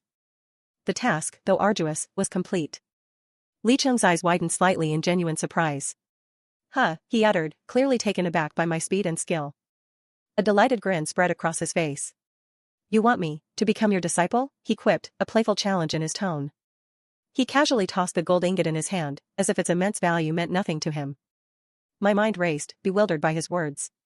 Why would you want me? I stammered, unsure how to react. He shrugged. Why? I don't think you should rot in this small town as a physician for the rest of your life, he stated, his reasoning both flattering and unsettling. His smile turned into a challenging smirk. Do you not like the idea? I feigned nonchalance. Well, it's not that I'm not interested, I began, trying to keep my true excitement hidden. I quickly added my excuses. But I have my duties at the clinic to attend to. And I was just getting acclimated to working in the forge. Standing with my arms crossed, I probed further. You said you wanted me as a disciple, but I'm just not sure what I can learn from you. He let out a soft, knowing chuckle. Kaha, he stared at me, then asked provocatively, what will you learn? His hand rested lightly on the hilt of his sword, a subtle reminder of his power. He snapped his fingers, a spark of light bursting from his touch. I have 2 things that I can teach you, he declared, his voice filled with an undeniable authority. We stood in the forge, the air suddenly crackling with anticipation. I looked at him expectantly. And what are they? I asked, my curiosity piqued. My heart began to pound, a nervous flutter as unseen forces seemed to stir around us. Then Jaizong cried out, ah! When did the needles? Tiny needles were suddenly visible on his shoulder, perfectly placed. In a flash, Jaizong was enveloped in a vibrant, healing aura, as Li Cheng announced with a flourish, martial arts and medicine. The sheer display of power sent me tumbling backward in shock, scattering debris across the floor. Li Cheng looked down at me, a confident smirk on his face. Aren't you interested? His gaze was challenging, his smile knowing, as if he could read the turmoil in my mind. My eyes were wide with a newfound awe, realizing the immense implications of his power. A pinnacle realm martial artist and one of the 3 great physicians, as my master? The thought sent a jolt of excitement through me. It was an unprecedented opportunity to learn both martial arts and medicine. Moreover, it might be due to his infamy, but if I became his disciple, I imagined the implications. Even the powerful Qingqing sect wouldn't be able to mistreat our family clinic. This was a chance to secure our future. Still, I had to play it cool. But I began, composing myself. Sir, why would you make this offer to me? I questioned. He simply replied, it's convenient to travel with a quick and skilled blacksmith. Is that all? I pressed, a touch of skepticism in my voice. He winked, his arm around my shoulder. In return, I'll teach you martial arts and medicine, he finished. I mused aloud, isn't that more like a contractual relationship than being a disciple? He simply chuckled. If you'd prefer to call it that, sure. Then, without warning, he posed a medical question, what will you do for a patient with weak qi if their limbs are cold and they begin to shiver? His gaze was sharp, testing my knowledge. How will you treat that? He asked. I confidently responded, we must treat his fluid imbalance first. I continued, so I'd prescribe him medicine made from poria and licorice root. He clapped, delighted. Good. You passed the test. I blinked, huh? Passed? I was genuinely surprised by the casual examination. The test felt a little unorthodox. Li Cheng explained, if you're smart enough to have memorized the Shanghanluan and the Neijing texts, you can learn martial arts. I responded, huh? Huh? What does that have to do with martial arts? I asked. He scoffed, hey, do you think strength is all that matters in martial arts? You'd understand if you've ever tried to teach an idiot. I listened intently as he elaborated, making his point with cutting clarity. You could serve them teachings on a golden plate, and they still wouldn't realize what they are. Those types of guys just swing around their sword their whole life and stagnate at 3rd or 2nd rate. He held up one of my needles. I repeated, 3rd or 2nd rate? The rankings were important to me, even now. He continued, likewise, such fools cannot understand the superiority of these acupuncture needles. I then found myself interjecting, then, sir. Holding my perfectly crafted needle, I boldly asked. Do you think I could become a first-rate martial artist? He paused, a thoughtful expression on his face as he considered my audacious question. He repeated, first-rate, his eyes glinting. Then, with a confident air, he asserted, a student surpassing his master has more to do with the master's teaching skills than the student's own talent. Do you understand what I'm saying? He was, in essence, boasting about his own prowess as a teacher. His words ignited a powerful ambition within me. Back outside the Tang family clinic, I couldn't help but grin mischievously, my thoughts buzzing with excitement. That means. My face contorted with fierce determination, my eyes burning with ambition. I'll at least. I vowed to myself, clenching my fists. I began to run, eager to start practicing my martial arts. My eyes sparkled with sheer resolve, a wide, enthusiastic grin spreading across my face. Attain the pinnacle realm, I declared to the open air. I launched into a series of clumsy, enthusiastic movements, fists clenching and feet kicking, sparks of nascent energy flickering around me. Multiple versions of me flailed about, embodying my fervent but awkward dedication to reaching the pinnacle realm. My movements were uncoordinated, my body still stiff and unused to such exertion, causing me to stumble and nearly fall. Phew! I grunted, sprawling on the ground. Quickly, I composed myself. Ahem, my attempts at martial arts were still very much a work in progress. I picked myself up, ready to try again. Just then, I saw my father approaching. Ah, father! I called out, bowing. I'm sorry I'm late, I apologized, slightly embarrassed. He waited patiently as I completed my respectful bow. I noticed his hands were trembling slightly. Father? What's the matter? I asked, concerned. His entire body seemed to be quivering, his eyes wide with a palpable fear. He clutched my arm tightly. I was deathly afraid when I heard you'd been taken by the eccentric physician. He confessed, his voice trembling. When he entered my practicing chamber, I thought he was just a curious fellow. Father admitted. I quickly interjected, are you all right?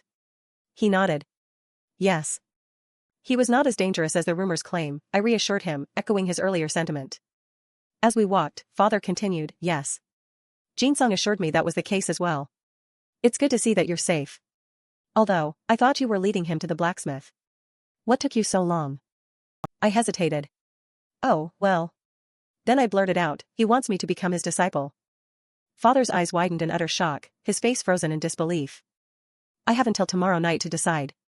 I added, further explaining the situation. I tried to lighten the mood with a sheepish grin. I guess he really is eccentric. To think he'd offer such a thing out of nowhere. But Father remained silent, his gaze fixed on something distant. Father? I prompted, growing concerned. Why'd you stop in place? I asked, looking at his back. Father? I cried out, my voice rising in alarm when he still didn't respond. Then, to my utter astonishment, silver ingots began to spill from his robes, scattering onto the ground with a cascade of metallic chimes. More and more silver poured out, forming a gleaming pile at his feet. My father's robes, previously appearing unassuming, were now revealing a hidden bounty. My face, along with my inner thoughts, reflected pure bewilderment. What's all the silver for? He looked at me, his eyes gentle yet resolute, and simply stated, you should go. We stood beneath the fading light of the setting sun, a profound moment hanging in the air. His words resonated deeply. What? I should go? But father. I protested, gesturing around. We've already been short on hands. These days. I continued, worried about the clinic. And his title is eccentric physician, I added, still trying to dissuade him. I let out a nervous puff of air. I'm sure he was just messing with me. I tried to dismiss the whole idea as a joke. Father placed his hand on my cheek, his gaze unwavering. The clinic will be fine. Now is the only time you'll be able to leave, he said, his voice firm with certainty. His eyes, deep and knowing, met mine, conveying a profound message without words. This was not a suggestion, it was a profound act of support. Mujin, he simply said, his voice imbued with such care and understanding. In that moment, a profound realization dawned in my eyes. I had always thought Father was an unmoving, sturdy tree, eternally guarding our town and me, a pillar of steadfastness. Standing before the towering tree, a symbol of his strength, I finally understood. His quiet words, filled with unspoken encouragement, made me realize something deeply significant. It was an epiphany. My expression softened, my eyes wide with a newfound understanding and warmth. Golden butterflies, shimmering with light, began to fill the sky, a symbol of transformation and new possibilities. They soared and danced, carrying with them the promise of adventure and growth. I understood that there was a time when Father was a boy as well, filled with his own dreams and aspirations, and that he was now giving me the freedom to pursue mine. The sturdy tree now seemed to glow, its branches alight with the vibrant energy of countless butterflies, reflecting the immense potential of the journey ahead. Read at azuraskins.com for the fastest releases. Manhwa. Burgeoning internal energy. He successfully achieved small circulation, a significant milestone, feeling a faint yet distinct current permeating his body. He dedicated himself to mastering this newfound power, meditating in serene landscapes, as clear internal energy steadily accumulated within him. The weak, clear internal energy accumulated day by day, little by little, steadily. His internal energy flowed, becoming more defined with each passing moment. He thought to himself, how should I put it? Opening his eyes, Mujin pondered this profound change, the feeling of becoming stronger, advancing. He remembered his father's words, this is the only chance you have to leave. With a quiet, thank you, father, he continued his solitary meditation. An acorn dropped, hitting his head, and Li Cheng's playful voice cut through the silence. Are you already homesick? Oh, no sir, Mujin immediately denied. Li Cheng, having been perched in a tree, descended. Mujin then proudly declared, today my internal energy seems to have grown more than yesterday.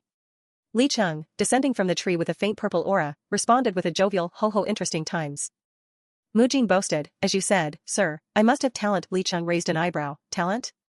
Well, not bad. Your speed of accumulating internal energy is about average. Mujin gasped in protest, come on, I accomplished small circulation in just 2 days when others take 10 days? Mujin, full of self-congratulation, beamed. Mujin mused inwardly, surely the Yezi dream gave me martial arts talent too, haha. But Li Cheng, seemingly reading his thoughts, scoffed aloud, what nonsense. Mujin stared, bewildered, holding his sword. He looked at Li Cheng expectantly, a question hanging in the air. Li Cheng then challenged Mujin, holding a simple wooden staff, if you're so confident in your talent, try swinging once. I'll give you instruction. Li Cheng held the wooden staff with a confident, almost mischievous grin. If you can even cut a piece of my clothing, I'll carry you on my back until we leave Sichuan province, he added. Li Cheng's gaze was unwavering, daring Mujin to take the challenge seriously. 4. Mujin stared at his gleaming, real sword, terrified, asking, Really? He stammered, it's a real sword? It's sharp? Li Cheng simply nodded. His initial bravado vanished as he shrieked, I could die? How could I dare? Then, a thought sparked, I've advanced for 10 days so maybe. He grinned slyly, thinking, a surprise attack while he's off guard. With a sudden lunge, Mujin swung his sword. But Li Cheng, barely moving, effortlessly deflected the blow with a single finger, then opened his eyes with a smug grin. Ho-ho, strike first to win? Li Cheng taunted. Did you gain both talent and momentum in just 10 days? Li Cheng continued to tease. Mujin redoubled his efforts, unleashing a fierce hyena. His eyes blazed with desperate determination. His sword met Li Cheng's wooden staff with a jarring clang. Yet, the wooden staff remained perfectly intact. Mujin was horrified, thinking. It's not even a lump of iron. Not even a scratch? Li Cheng's hand pushed Mujin's sword back with effortless strength. Now, bite down hard on your molars, Li Cheng advised, a sinister undertone to his voice, as he pulsed with formidable purple energy. Mujin's eyes widened in terror. Mujin stammered, molars, as purple energy radiated from Li Cheng. Li Cheng's menacing grin filled Mujin with dread, as he thought, this is. Mujin strained against an invisible, overwhelming force, his face contorted in agony. He struggled to comprehend the sensation, a wave? No. A current. A blinding surge of internal energy engulfed him. No. He screamed internally, fighting against the immense pressure. His eyes widened, his teeth clenched, as the white light threatened to overwhelm him. He realized the force was much more massive than anything he'd ever encountered. The white light engulfed everything. Mujin was flung backward, crashing to the earth, his sword flying from his grasp, as Li Cheng stood calmly above him. He tumbled through the air, completely at Li Cheng's mercy. The energy dispersed around him as he fell. He landed with a puff of dust, leaving a small crater in the ground. Mujin groaned, trying to push himself up. Li Cheng strode over to the prone Mujin, asking, how was it? Your first experience receiving internal energy? Mujin stammered, bewildered, this doesn't make sense. Mujin exclaimed. Isn't the one with more internal energy always the strongest? Li Cheng laughed heartily. Haha. That could be true, he conceded. I don't have much internal energy either, so I tend to avoid fighting with raw power, but martial arts isn't that simple, Li Cheng explained. And why are you getting so worked up? For a physician, is there someone you want to beat up? Mujin retorted, you said you'd make me a peak master. If internal energy quantity is everything, starting training now makes becoming a peak master impossible. Mujin continued, frustrated. Li Cheng then offered genuine guidance, even with weak internal energy, even without flashy techniques, there are various paths to becoming a master. Li Cheng looked at him with an encouraging expression. When you received internal energy just now, you tried to resist by putting internal force into your sword but withdrew, didn't you? That too is a good path, Li Cheng explained. Now, attack again, Li Cheng commanded. This time I won't use internal energy. Mujin, with renewed hope, mused, then. Mujin looked at Li Cheng with determination, ready for another attempt. He launched himself forward once more, a swift motion. Here I go again. Mujin roared. He charged with incredible speed. His blade connected with the wooden staff again, this time making Li Cheng's brow furrow slightly. It went in. Mujin whispered, a mix of shock and triumph. Just then, Li Cheng leaped high into the air. As Li Cheng soared above, a mysterious, glowing symbol appeared on Mujin's forehead, causing him to gasp. A plume of white energy erupted from Mujin's shoulder from the impact, and he cried, Kuhuk. Mujin found himself sprawled on the ground once more, as Li Cheng landed gracefully. You would have died 3 times even without internal energy, right? Li Cheng teased, looking down at the dazed Mujin. Your speed of accumulating internal energy isn't fast this. Li Cheng began to analyze Mujin's weaknesses. Geez. You don't have a special constitution for handling large amounts of internal energy at once either, Li Cheng sighed. Li Cheng lightly tapped Mujin on the head with his staff, causing Mujin to exclaim, ouch. But then Li Cheng continued, but. Mujin listened intently as Li Cheng said, you definitely have your own advantages. Good energy sense, and fast and accurate internal force. Manipulation. Though your swordsmanship is third-rate, just putting internal force into your sword shows at least second-rate martial artist reactions, Li Cheng explained as they stood in a clearing. Wandering around, that too becomes a path, Li Cheng added, gesturing around them. For 10 days, this is excellent, Li Cheng concluded, a rare note of sincere praise in his voice.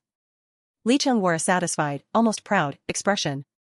Mujin's eyes sparked with realization. He thought, that means. Could it be, I'm already a second-rate martial artist? He exclaimed. Li Cheng groaned, I shouldn't have praised you. But Mujin, undeterred, declared, no, I'm a genius. Li Cheng simply looked away, exasperated by Mujin's boastfulness. From behind a thick bush, Mujin peered out, whispering to Li Cheng, is that a wild beast? Li Cheng corrected, no, 2 legs, it's a person. They hid themselves to observe. They observed a man with dark blue hair, a headband, and a weary expression, walking through the trees. Mujin's eyes landed on the man's belt. 3 knots, he wondered. A branch master in these mountains. Mujin exclaimed, nudging Li Cheng. Branch master? Then, a peak master. The branch master, Hong Jizhen, looked weary. Strange disease? He asked, seemingly to himself. He explained that consecutive deaths in his village had led him to seek a physician. For you to readily come with us, there's no greater fortune, he said, bowing slightly. This was Hong Jizhen, the branch master of Zhou village. Hong Jizhen sighed, no matter how bad with directions, to wander for half a day on a 2-hour journey? I've never left Zhou village in my entire life. He continued, anyway, it's fortunate we didn't catch the strange disease. He added, yes, my master and I were fortunate. About a month ago, the villagers started falling ill. We thought it was the usual spring cough patients, Hong Jizhen recounted, his expression somber. But the number of sick increased to over half the village, and 20 have died. Visions of a burning village and graves filled his mind. I thought of leaving with the people fleeing with the strange disease. He remembered the smiling faces of his fellow villagers, the life he had known. But I couldn't leave the village I've lived in all my life and, the people, so I helped the patients with my master, he finished, his voice heavy with responsibility. We cared for patients with the village physician, but when medicine ran out. He recalled his master's words, take good care of them until I get medicinal herbs from the mountain. His master's confident smile. I'll return in a few days, so hold on a little longer. But Hong Jizhen sighed, even past the promised date, he's still not back. It must be very hard to find herbs. Hong Jizhen smiled with relief and gratitude, saying, thank you so much, physicians. And for showing us the way back. We're almost there, Li Cheng stated, gesturing towards the horizon. They arrived at the picturesque Zhou village, nestled among lush green mountains and terraced fields, the air clear and sweet. Guardian Hong Jian, a respected elder, greeted them at the entrance. Please come in, he welcomed. This was Zhou village's guardian Hong Jian. Mujin, Li Cheng, and Hong Jizhen followed the guardian inside one of the village homes. Inside, a child lay on a simple bed, his small body covered in angry red lesions, feverish and pale, his breathing labored. Mujin immediately knelt beside the child, his physician's instincts taking over, while Li Cheng, Hong Jizhen, and the guardian watched intently. From checking the pulse, Mujin quickly assessed, just from briefly checking the pulse, lots of sweating and sticky. Weak but fast pulse. Ears are hot but hands aren't. Surely heat is rushing to the head, Mujin concluded, envisioning the child's internal state. He turned to the guardian, asking, has the child vomited? The guardian confirmed, yes. Saying his head hurts and he's dizzy. Mujin continued his examination, while Li Cheng observed his methodical approach. Mujin looked up at Li Cheng and Hong Jizhen. Damp heat, rapid pulse, stagnant steaming, irritability, vomiting. It's an epidemic-type condition, sir, he stated confidently. Li Cheng stroked his beard thoughtfully, impressed by Mujin's diagnostic precision. The exact disease name and prescription? Li Cheng pressed, testing him further. It seems like summer heat fire poison, but it's different. There's no characteristic sour smell either, Mujin explained. However, if left alone, heat will rush to the head causing idiocy or blindness. Mujin turned to the group gathered, explaining his treatment plan. So acupuncture at Lingji, Muchuang, Jingying, Qingling, and Naogong points would be advisable. For medicine, depending on progression, Maimandong and Guala seed, Jiaging, and Baimu should work, Mujin concluded his detailed prescription. Li Cheng gave a rare smile. You've read the inner classic properly. Then try giving acupuncture now, he challenged Mujin, who looked up in surprise. Huh? Mujin gasped, taken aback by the sudden command, as everyone watched him. He picked up one of his perfectly crafted needles, his hand trembling slightly. Mujin hesitated, thinking, Lingji Point should be around here. It's my first time with needles, can I do it well? Just as he hesitated, Li Cheng's hand gently, yet firmly, guided his over the child's foot. Li Cheng's hand enveloped Mujin's, guiding it with subtle white energy towards the child's foot. Did you think I taught you energy circulation just to teach martial arts? Li Cheng asked, subtle white energy flowing from his fingers onto Mujin's hand. For a physician like you, excellent energy sense and manipulation is such great fortune, Li Cheng explained, as Mujin's eyes widened in understanding. A luminous white energy enveloped both Mujin and the child, connecting them. Sir's energy is guiding my energy, Mujin realized, gasping. I can see transparently like looking at pebbles in a stream. And? He exclaimed, as his perception sharpened. He now saw a sinister red mass of evil energy pulsing in the child's head. The pulsing red mass represented the evil energy, causing the illness. You sensed evil energy, Li Cheng stated. Yes. Mujin confirmed. Then give acupuncture and confirm how the evil energy reacts, Li Cheng instructed. This. Mujin began, then, with renewed focus, he carefully inserted the needle, guided by his newfound perception and emitting a gentle blue internal energy. The blue internal energy flowed from Mujin's hands through the needle, into the child, beginning to counter the malevolent force. Mujin continued with precise movements, carefully manipulating the needle to target the evil energy. The atmosphere in the room was hushed as everyone watched, the only sound the quiet of the needle work. Mujin completed the acupuncture, his face still etched with intense concentration. The child let out a long, slow breath, visibly improving, and the angry red lesions on his skin began to fade.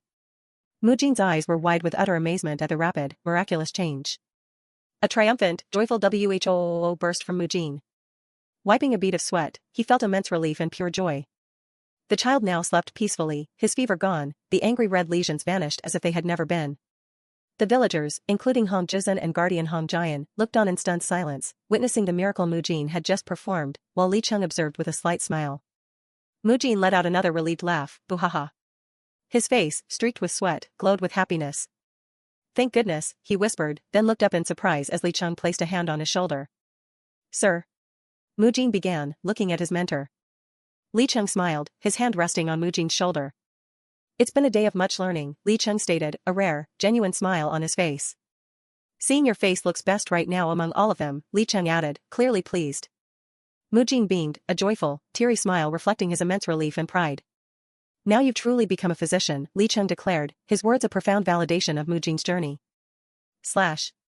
Munpia. As Mujin, Li Cheng, and Hong Jizan walked through the picturesque Zhou village, guardian Hong Jian recounted the tale of their local healer. Dr. Yong? When the epidemic broke out, the doctor used all his savings to treat the villagers. Hong Jian continued, detailing the physician's selflessness. He said only expensive herbs from distant regions would work, and brought all his money to the herbalist. Mujin, moved by the story, nodded. He must be a good doctor. Yes, absolutely, Hong Jian affirmed. Moved by that, the whole village pooled their money so he'd have funds for when the herbalist arrived. But the story took a turn. But there's no way a herbalist comes to this mountain village every day, Hong Jian explained, his voice laced with the villagers' desperation. So the doctor set out into the mountains himself to look for herbs to tide everyone over, Hong Jian finished, looking at Mujin and Li Cheng. To be honest, I didn't like how Jesuni lounged around all the time, but if he hadn't brought you doctors here, my son would probably be. He trailed off, overcome with emotion. Sorry, my worries for my sick son made me ramble. They had reached a small, unassuming dwelling. This is the house, Hong Jian announced, gesturing to it. It's empty, but you should be comfortable. Please rest well, he added, before departing. Mujin and Li Cheng watched him go, then turned towards their temporary lodging, the setting sun casting long shadows behind them. The narrative continues. Inside the rustic house, the wooden floorboards creaked softly underfoot as they entered the main room. Li Cheng took a moment to observe his surroundings, his sharp eyes taking in every detail. His gaze fell upon a small, wooden doll lying abandoned on the floor, a silent witness to the village's plight. A thoughtful, almost somber expression settled on Li Cheng's face, a rare departure from his usual mischievous grin. Mujin, meanwhile, set down his pack, while Li Cheng picked up the small doll, turning it over in his hand. Mujin looked at Li Cheng. He really is a good doctor, isn't he? He mused aloud, referring to Dr. Yom. Li Cheng simply hummed, HM? Oh, you mean Dr. Yom? Li Cheng clarified, a subtle shift in his tone. Seems so. We'll meet him soon enough. There was an unsettling finality in his words. Mujin then voiced his deeper concern, gesturing around the humble room filled with thoughtful offerings. How does a plague strike such a generous village, with good doctors and people? Look at the food and gifts they've left for us. Li Cheng, ever practical, advised, yeah. Eat what's appropriate and return the rest when we leave. No need for us to add to their burden. Yes, sir, Mujin replied, acknowledging the wisdom in Li Cheng's words as he looked at the provisions. Still, Mujin's mind was fixated on the puzzle. Still, what kind of illness is this plague, he pondered. Li Cheng's expression turned serious. Well, he began, a hint of unease in his voice. There are similar diseases, but something feels off. It could be one I've never seen, Li Cheng confessed, surprising Mujin deeply. Wait, even one of the three great physicians doesn't know? Li Cheng chuckled, a dry, world-weary sound. Ha, there's tons I don't know. For every one thing you learn, you discover 5 new unknowns, such is the way of the world, Li Cheng concluded, taking a sip from his cup. Mujin, still incredulous, pressed on. I thought you knew every disease in existence. No way, Li Cheng dismissed with a wave of his hand. If there were nothing I didn't know, I wouldn't wander the world. His words carried a profound, unspoken weight. What do you mean? Mujin inquired, sensing a deeper story. Was there a disease you wanted to cure? Li Cheng paused, his gaze distant. A disease I wanted to cure, there was one. His voice grew soft, filled with a deep regret. I could cure it now, but I was too late. He glanced at the small doll, his expression pained. Mujin's eyes widened. Too late, he whispered, a chill running down his spine. A faint, mournful wail echoed in Mujin's mind. A funeral cry, he thought, as Li Cheng's memory plunged into a vivid, painful past. The sounds of sorrow multiplied, filling the air with distant, heartbreaking wails. Mujin and Li Cheng stood in their temporary home, the cries seeming to emanate from all around them, pulling Li Cheng further into his memories. The mournful cries faded into a visual memory of a desolate, sun-drenched landscape, the sounds of grief still clinging to the air like a shroud. The vision expanded to show a small village nestled amidst the mountains, its serenity broken by the persistent, echoing cries of a funeral. A profound sadness settled over the scene. Within this memory, a younger Li Cheng, his face etched with desperation, grappled with a terrible truth. He thought, of course, you need medicine, but without knowing the illness. His mind reeled with a single, agonizing thought, seeing the image of his daughter, feverish and covered in red spots. If only I had known, I could have cured them. The younger Li Cheng sat alone in a dimly lit room, consumed by the haunting question, if only I could know. Back in the present, Li Cheng's gaze was fixed on the doll as he recounted, my wife and daughter died from illness. He continued, his voice devoid of emotion, a practiced mask. One day, both burned with fever and red spots appeared, so I went to a doctor. Then called in a famous doctor from the next village. Li Cheng paused, reliving the agonizing wait, his back to Mujin as he cradled the doll.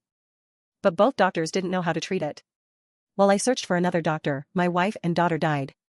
His words were a heavy testament to his loss. He placed the doll gently on the floor. It all happened within 4 days of falling ill. Mujin, sitting opposite him, felt a wave of empathy. That's terrible. My condolences, sir. Li Cheng merely responded, condolences, a strange, almost mocking tone in his voice. Not really, it's not a gloomy story, Li Cheng stated, a dark, unsettling humor to his words. The second half is almost laughable. A sharp, disorienting sound, echoed, plunging Li Cheng into another vivid memory. In the flashback, the young Li Cheng stood over 2 burial mounds, a profound suffering etched on his face. After sending them off, I suffered for a long time. Then I left my hometown, he recalled, his younger self depicted walking away from his past. His departure was impulsive, driven by an almost supernatural force. It was like I was bewitched, totally on impulse. He wandered aimlessly for days. After about 10 days, I arrived at a small village, his younger self approaching a new, unfamiliar place. He reflected on the arduous journey. Took me 10 days, he remembered, the long path stretching behind him. Winding around like a beggar sect newbie, it should have only been a day's walk, he lamented. Despite his aimless wandering, fate guided him. There was a doctor in that village too, he observed, a lantern bearing a clinic's name visible. Still vivid, the country doctor with a mouse face who inspired no trust, Li Cheng described, a wry smile playing on his lips in the present as he recalled the seemingly incompetent figure. On the off chance, I described my wife and daughter's symptoms, Li Cheng continued, his face growing dark. Do you know what that doctor said? In the flashback, the younger Li Cheng listened, his face a mixture of desperation and disbelief as the country doctor simply said, leave just 5 niang. The doctor continued, unfazed, give them this medicine on time and they'll recover without trouble. Li Cheng's eyes burned with the memory. I didn't have a few coins, I had dozens of silver niang. His past self, cloaked in purple, stood dejected outside the small clinic, the weight of his wealth a bitter irony. With that much, I could have had my daughter married off several times, he stated, a sharp sound echoing the finality of his loss. The small doll on the floor seemed to smile benignly, a poignant symbol of what could have been. Li Cheng's voice was filled with a chilling clarity. My wife and daughter didn't die because I was poor, or the doctors were incompetent, or for lack of herbs. It's because one doctor didn't know what another doctor knew. Mujin listened in stunned silence. Li Cheng looked at him, a twisted, bitter smile on his face. Isn't that the most laughable thing? His expression hardened, revealing the core of his purpose. That's why I became a doctor. He raised his cup, his eyes distant. To gather the wisdom of all doctors, all in one place. It was a vow born from the deepest tragedy. After 30 years, I can barely remember my wife and daughter's faces now. Li Cheng chuckled, a dry, empty sound, then fell silent, looking at the doll. Mujin watched him, a somber understanding dawning in his eyes. Li Cheng's laughter was a painful sound, a choked sob disguised by a mirthless chuckle, his hand covering his mouth as if to stifle a deeper grief. Mujin sat quietly, sensing the profound sorrow beneath the surface. From his vantage point, Mujin observed Li Cheng, his heart heavy. There was something in the old man's laughter that felt like a funeral wail, he mused, the tragic memory of Li Cheng's past now fully revealed. The cries of loss seemed to reverberate across the distant mountains, a reminder of the many who had suffered from unknown diseases, a poignant backdrop to Li Cheng's resolve. Driven by Li Cheng's tragic story and a renewed sense of purpose, Mujin declared, Sir, I'll look around the village to search for the source of the illness. Li Cheng, a playful glint in his eye, looked up from his musings. The source? Fine, I'll take a look around and join you soon. As Mujin prepared to leave with Hong Jizan and guardian Hong Jian, Li Cheng called out, if you're goofing off, you'll regret it. There was a teasing undertone, but also an implicit challenge. Mujin, already halfway out the door, shouted back with confidence, don't worry. Their investigation began at the animal pens, where a curious pig peered at Mujin. Guul, it seemed to ask, as Mujin observed the livestock. Mujin murmured, his eyes scanning the healthy pigs. He found no trace of evil energy, ruling out the animals as a source. Next, he investigated the village's water sources. He peered into a well, then descended into an underground cellar, Still, no evil energy was detected in these traditionally cool, shady, stinky places. Frustration flickered across Mujin's face as he emerged from the cellar, his brow furrowed in deep thought. He turned to Hong Jizan, a new question forming. Is this really the first house to get sick? He asked, pointing to a nearby dwelling, trying to understand the disease's irregular spread. Yes, this is it, Hong Jizan confirmed. Mujin paused, a thoughtful silence descending upon him as he contemplated the implications. His mind raced, sifting through his medical knowledge. He recalled his lessons on epidemic conditions, cold plague chills the body, hot plague boils the whole body. He envisioned the contrasting internal states of patients, one engulfed in frigid blue energy, the other burning with fiery orange. Whatever the symptoms, he thought, delving deeper into the nature of plagues. Always some evil chi born in cool, shady, stinky places, he concluded internally, recalling the pulsing red mass of evil energy he'd sensed in the sick child. But I couldn't sense any evil anywhere in the village, not at the animal pens, not the well, not in any cellar, he finished, exasperated. His brow furrowed in confusion. An epidemic should spread outward in a circle from its starting point, but... He turned back to Hong Jizan and Hong Jian. So after Master Zhang fell ill, the disease spread to neighbors in order? He asked, hoping for a clearer pattern. Hong Jizan hesitated. In order, yes. Hong Jizan confirmed, then added a crucial detail. The west side caught it before the east, and kids before adults. This further complicated Mujin's understanding. Hong Jizan pointed to a mental map of the village. Zhang's place he indicated, showing a spread that moved from west to east, affecting children first. The pattern defied typical contagion. Mujin felt a growing frustration. It's like the clues fit, then don't. He thought, the puzzle refusing to resolve itself. Then what's different about the village's west and east sides? He pressed, his gaze sweeping across the dwellings. There had to be a reason why the outbreak started where it did. Hong Jizun offered a traditional explanation. I remember people say there's more yang energy in the east and more yin in the west. He mused, pointing towards the differing sides of the village. Mujin quickly dismissed the folklore. But that can't be. On our way in from the west, the old man and I never saw any sign of plague. He pondered another aspect, then why did the kids follow first? Hong Jizun hesitated. All the kids do is play with each other, I guess. Then, a crucial detail from Hong Jizun. The kids' main play spot is by the creek, on the west side. He revealed, a spark of realization igniting in Mujin's mind. A blinding flash of insight hit Mujin, his eyes wide with a sudden, overwhelming understanding. The water? Did it come from drinking the creek water? He exclaimed. Still, a piece of the puzzle was missing. But there's a well on the east, and it wasn't murky. He muttered, connecting the dots. Mujin quickly turned to the guardian. Elder, is the east well always dry? The guardian shook his head. No, it usually only dries up briefly during spring droughts. Then. Mujin paused, his mind racing. When did the epidemic start compared to when the well dried up? The guardian's response was definitive. Yes. It was around then. Mujin's face was a mask of shock and dawning horror, the pieces of the puzzle clicking into place with terrifying clarity. His voice exploded with a triumphant, yet grim, realization. So, if the east well dried up, the whole village would have started using creek water? Then it makes sense the west side and the kids got sick first. A brilliant flash of light filled the scene, heralding their newfound understanding as the sun broke through the leaves, illuminating their path. They raced towards the creek, the sunlight dappling through the trees, a false sense of serenity overlaying the deadly secret held within its waters. The clear, sparkling water of the creek seemed innocent, reflecting the sky above without a hint of the malevolent force Mujin suspected. Mujin knelt by the bank, the soft FYN of the water a stark contrast to the grim determination on his face as he prepared to investigate further. He dipped his hand into the flowing water, his eyes scrutinizing its surface. Looks normal. He murmured, finding no visible signs of contamination. Not murky or smelly either, he observed, glancing at Hong Jizun and Hong Jian, who stood by, equally perplexed. Yet, all the clues pointed to this seemingly pristine creek. But all signs point to this creek, Mujin stated with conviction. Only one way to examine the water for sure, he concluded, his eyes blazing with resolve. He knew he had to use his unique abilities to see beyond the surface.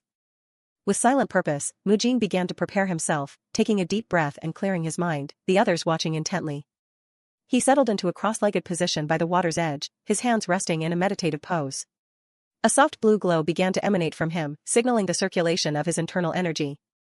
The blue internal energy pulsed visibly around him, a gentle ripple extending outwards, connecting him to the clear creek water. Mujin sat in deep meditation, his eyes closed, his consciousness reaching out, merging with the flow of his energy and the creek itself. Hong Jizun watched in awe, nudging the guardian. Ever seen a physician circulate their internal energy? He whispered. The guardian's eyes were wide. Let's find out, he murmured back, equally captivated. A stream of brilliant blue light burst from Mujin, extending from him and plunging directly into the creek water, a powerful surge of energy seeking out the hidden truth. Within Mujin's mind's eye, his own internal organs glowed faintly, a beacon in the darkness, as his senses sharpened, probing the depths of the water and himself. Then, deep within his chest, a sickening sight materialized, a shadowy, malevolent red presence, writhing and pulsing around his core. The evil energy pulsed with a terrifying life of its own, an insidious entity deep within Mujin, mirroring the malevolence he'd sensed in the sick child. Horror gripped Mujin.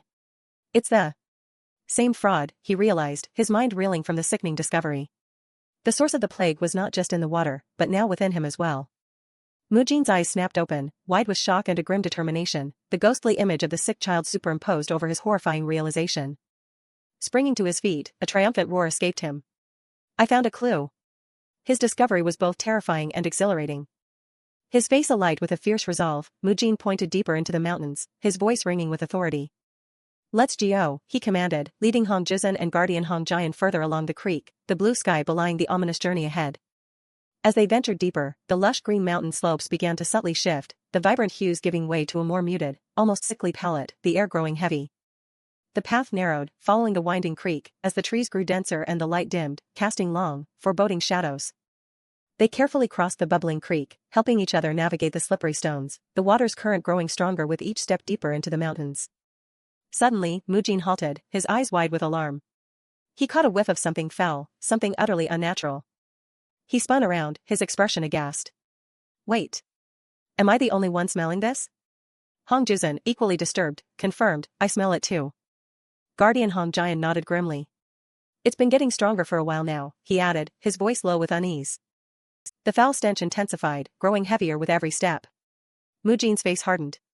We're getting close, he stated, his voice tight with grim anticipation. They pressed on, the air growing thick and oppressive, the knowledge of their proximity to the source urging them forward despite the creeping dread. The transformation of the landscape became undeniable. The vibrant greens of the forest now surrendered to a sickly purple hue, the trees looking withered and lifeless under the darkening sky. Beneath their feet, the very ground shimmered with an unsettling purple energy, radiating an oppressive, malevolent force that made the air heavy and thick. Ugh! Mujin exclaimed, recoiling from the putrid air. The trees are dead and withered? The source must be near, he finished, his eyes wide with a mixture of revulsion and dread as they fully emerged into the blighted landscape. They stood on the edge of a desolate, moon-like landscape, the ground a grotesque, bubbling expanse of purple decay. The stench was almost unbearable. Mujin's gaze fell upon the ravaged ground, his eyes widening in absolute horror at the sight before him. The ground itself was visibly decaying, bubbling with eerie purple energy, a truly horrifying sight. Mujin cried out, his voice laced with disgust. The soil. It's rotting, he exclaimed, the revulsion palpable in his tone as he stared down at the grotesque landscape. My God. Hong Jizan whispered, equally horrified. Mujin's senses screamed. There was something deeply wrong here. Purple energy bubbled violently from the decaying ground, a tangible manifestation of the evil qi. Mujin braced himself, a powerful resolve hardening his features as light began to gather around him. His stance widened, his hands instinctively clenching. Here. He murmured, his gaze fixed intently on the corrupted earth. There's something here, he stated, his internal energy tingling with warning. Something's under the ground. The true source of the plague lay hidden, festering below. Mujin's face was a mask of fierce determination, his eyes narrowed, muscles tensed, ready to confront the malevolent force lurking beneath the surface. With a blinding, brilliant white light, Mujin erupted with internal energy, preparing to unearth and destroy the hidden, ominous power that threatened Zhou village. /Munpia. Toon.net. Commission your favorite series. 1. How you can commission your favorite series. Manga x Manhwa x Manhwa x novels. 2. We can do dropped and unclaimed and new series. 3. Our price rate for commission is set per chapter. The rate might be variant based on each specific series. For we have right to take the series on hold or discontinue it if the commissioner fail to pay. We don't have any responsibility to the commissioner if the commissioner fail to contact us at our site. 5. We won't do any new series. 6. Payments revision can discussed with the admins through contact us at the site. You can contact us at our site. Reset Scans. Attention! Reset Scans is recruiting Japanese translators, open. Korean translators, open. Chinese translators, open. Editors, TSJ, open. Discord.com/invite/r:87HQ. Support us at paypal.com/paypalme/devmax1. Patreon.com/devmax1ko-fi.com/reset scans. Reset Scans Home Manga Contact. Search on Reset Scans. Special thanks to our Patreons. Diamond Kenichi 92 Fane. Platinum Never Punch Ball SIH Space Pancake. Gold Nomad 333. Silver Goatbeards Xeradex Yakub. Marius Raphael Ricardo.L. Bronze Alson Dayton Davij. Taylor Philip. Dongnoran 1 Dudaplayer Nicole. Patreon.com/devmax1 Discord.com/invite/r:87HQ. Please be aware that the following comic is a preview of the original work, and as such, may contain various errors in language, character names, and plot lines. For the definitive version, we encourage you to purchase the comic where available in your city. You can read on reset-scan.co or utoon.net for faster updates. In Mujin's memory, the herb storeroom of his father's clinic offered a stark contrast to the devastation around them. Here, countless lives, though once living, now lingered as dried remedies. The sunlight streamed through the wooden shelves, illuminating jars and bundles of herbs. Dried herbs, ground into powders, sat alongside small animal parts, all transformed from their living state. Yet, instead of rot and decay, the storeroom was filled with a soft, comforting aroma. Mujin, in his memory, held a small, dark seed, a faint smile on his face. He liked that scent. He recalled himself standing amidst the organized shelves, the tranquil light casting long shadows across the room. It was the scent of death that holds life, a profound transformation. It was a scent that promised hope, a future where ailments could be cured and lives restored. But here, in this desolate, corrupted land, a different reality assailed Mujin's senses. His brow was furrowed, his eyes wide with a mixture of anger and despair. Here, one could only smell the pervasive stench of death, clinging to the air and seeping into the very ground. Only death, spreading more death, filled this place, marked by the decaying bodies of animals scattered in craters across the gray, lifeless landscape. Mujin knelt, staff in hand, gazing with revulsion at the grotesque scene of animal remains half buried in the putrid, purple-tinged soil. Who could be responsible for such an atrocity? And why? Below, by the creek, Hong Jizun and guardian Hong Jian were already hard at work, digging up more of the gruesome remains. The dark, twisted trees loomed over the scene, a grim testament to the blight. The story continues with Chapter 6, Kwang Munjin, written and drawn by Song Eui, based on the original by J. Herb Bin. With grim determination, Mujin declared, "First, let's dig everything up and move it far dash from the stream." His face was set, his voice firm, conveying the urgency of the task. Without hesitation, Hong Jizun and guardian Hong Jian sprang into action, grabbing their staffs and beginning to dig with frantic energy. Hong Jizun soon uncovered a gruesome find, a mangled animal limb. "Master, look at this," he called out. Someone cut these up and buried them." Mujin, observing the horrifying scene, understood the insidious nature of the threat. Even a brief exposure to this infective toxin can cause numerous plagues. The group continued their grim task, unearthing more cut pieces of animal carcass. "What the?" Hong Jizun exclaimed, the horror growing with each discovery. A chilling vision materialized in Mujin's mind, a skull, corrupted by an ominous purple energy, centipedes crawling from its empty sockets, glowing eyes flickering with malevolence. Unlike poisonous herbs or minerals that kill instantly, this was something far more insidious. This was the work of someone who understood the slow, lethal nature of an infective toxin, a deliberate, calculated act of destruction. A terrifying, blood-red vision of Zhou village flashed before Mujin's eyes, drenched in a pervasive death that painted the mountains and structures in crimson hues. The reason for timing it with the well drying out, and all these meticulous preparations, was clear in its horrifying intent. Mujin stared down at the excavated pit, the rotting animals now a symbol of a calculated evil. His face was a mask of shock and horror as the word echoed in his mind, extermination. This wasn't an accident, it was a massacre. The three men looked up, startled, as an unseen presence made itself known. A rustling sound broke the eerie silence. Mujin's eyes narrowed, his gaze piercing through the misty air. A figure emerged from the fog, large and imposing, holding a bloodied bag. It was Dr. Yom, the supposed village physician, now unmasked and carrying a large basket on his back, a cruel knife clutched in his hand. He feigned indignation, his voice laced with false anger. Who does something like this, on someone else's hard-won land, after all their effort? His eyes, visible through the mask, were filled with a chilling malice. Mujin, Hong Jizun, and guardian Hong Jian recoiled in utter shock and disbelief. "Dr. Yom, don't tell me," Hong Jizun stammered. "Dr. Yom?" Mujin exclaimed, the pieces of the puzzle clicking into place with a horrifying clarity. A furious realization struck Mujin like a lightning bolt. Dr. Yom knew exactly what would happen using this toxin, and he knew the village situation inside out. He had only started charging for treatment after the plague began. Mujin's eyes burned with righteous fury. That bastard was the culprit. Dr. Yom's face split in a terrifying duality, one side, the kindly healer, the other, a grotesque, demonic visage glowing with sinister purple energy. The kind smile of a physician was a mask for the malicious grin of a demon. This man, with a healer's face, created only death, a true demon. Bit by bit, thoroughly, he orchestrated his vile plan. A terrifying image of a monstrous, bloated pig, representing his insatiable greed, loomed over the village, poised to devour Zhou village whole. The pig's gaping maw, wide and hungry, seemed to swallow everything in its path. Devouring Zhou village with such vicious greed, how vile was that? Mujin's internal roar was one of pure disgust and rage. Dr. Yom stood brazenly, a smug expression on his face, even after being caught in his heinous act. He's so brazen, even after being caught. Mujin thought, his grip tightening on his staff. Needs a beating to death. Mujin's face was a mask of furious determination, his body tensing for a fight. Mujin pointed his staff at Dr. Yom, his voice sharp with accusation. "So your words just now mean you did all this?" Guardian Hong Jian, his face a picture of pure rage, gripped his own staff, ready to strike. Guardian Hong Jian roared, "You made the plague, then pretended to provide cures."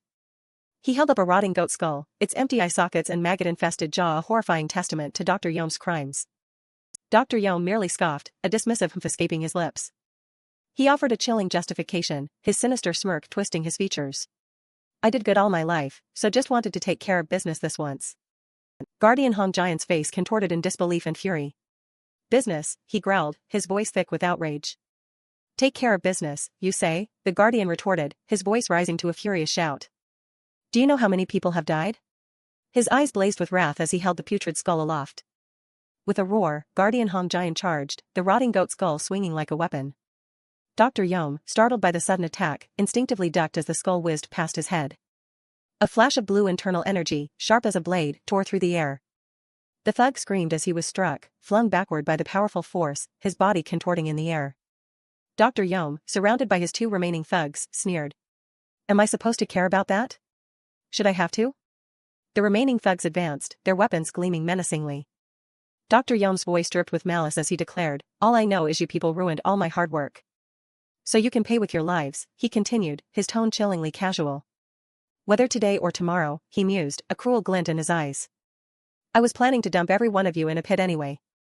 A cold, predatory smile stretched across Dr. Yom's face, his eyes gleaming with murderous intent. Just consider your turns come up early, die, you scum, he roared, his voice echoing with malevolence.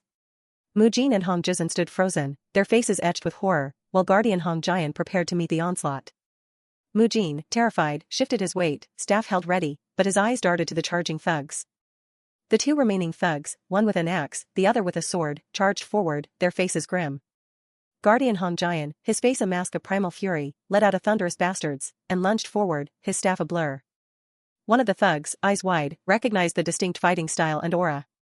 That's Dash. The beggar sect Guardian, he shrieked, a mix of fear and disbelief in his voice. Guardian Hong Giant, his white hair bristling, unleashed a guttural roar, his eyes blazing with incandescent rage. He brought his staff down with immense force, glowing with powerful internal energy, striking one of the thugs. His roar reverberated, Ma Jianggi Hong Jian, what do you take him for?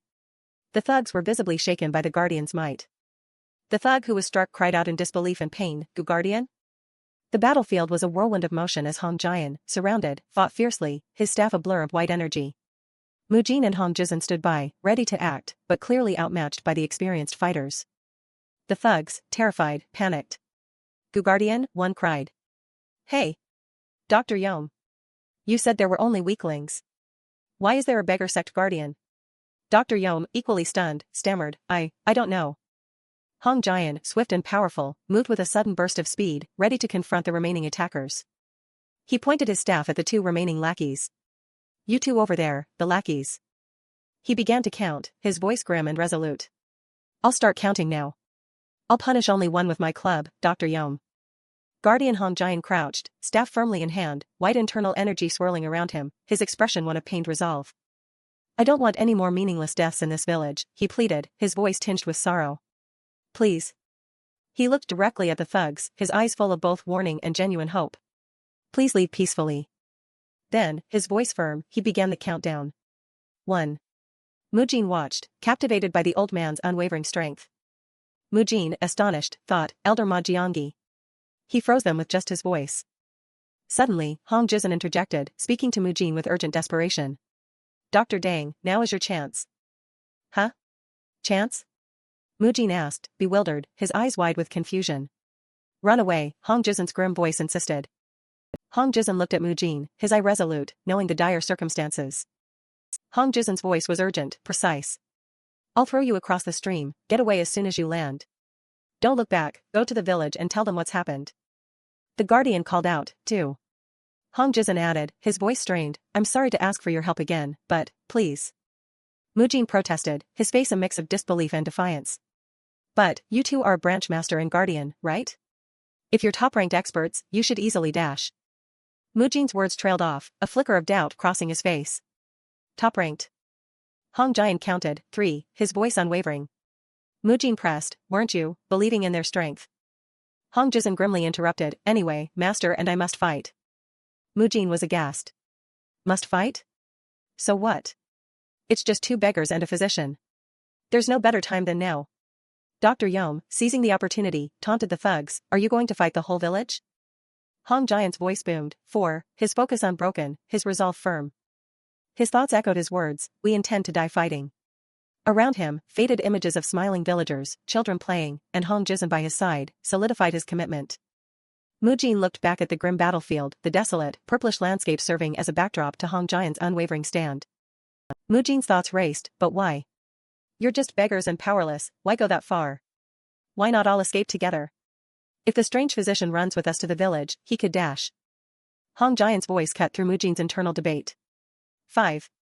His gaze was firm, an unspoken command for Mujin to go. Suddenly, Hong Jizan grabbed Mujin from behind, spinning him around. Mujin exclaimed in surprise. Hong Jizan's face was grim. With our skills, there's no way we could protect you while running. He looked at Mujin with desperate urgency. Stand with the strange physician and keep the village safe. Hong Jian's thoughts, filled with images of golden wheat fields, echoed a deep, unwavering loyalty. We've leeched off this village our whole lives, but we're not ashamed. We survived on what the villagers gave us. Hong Jian's voice rang out. 6, as a younger Hong Jizan, full of youthful vigor, sat beside him, practicing with a stick. They were inextricably tied to this land and its people.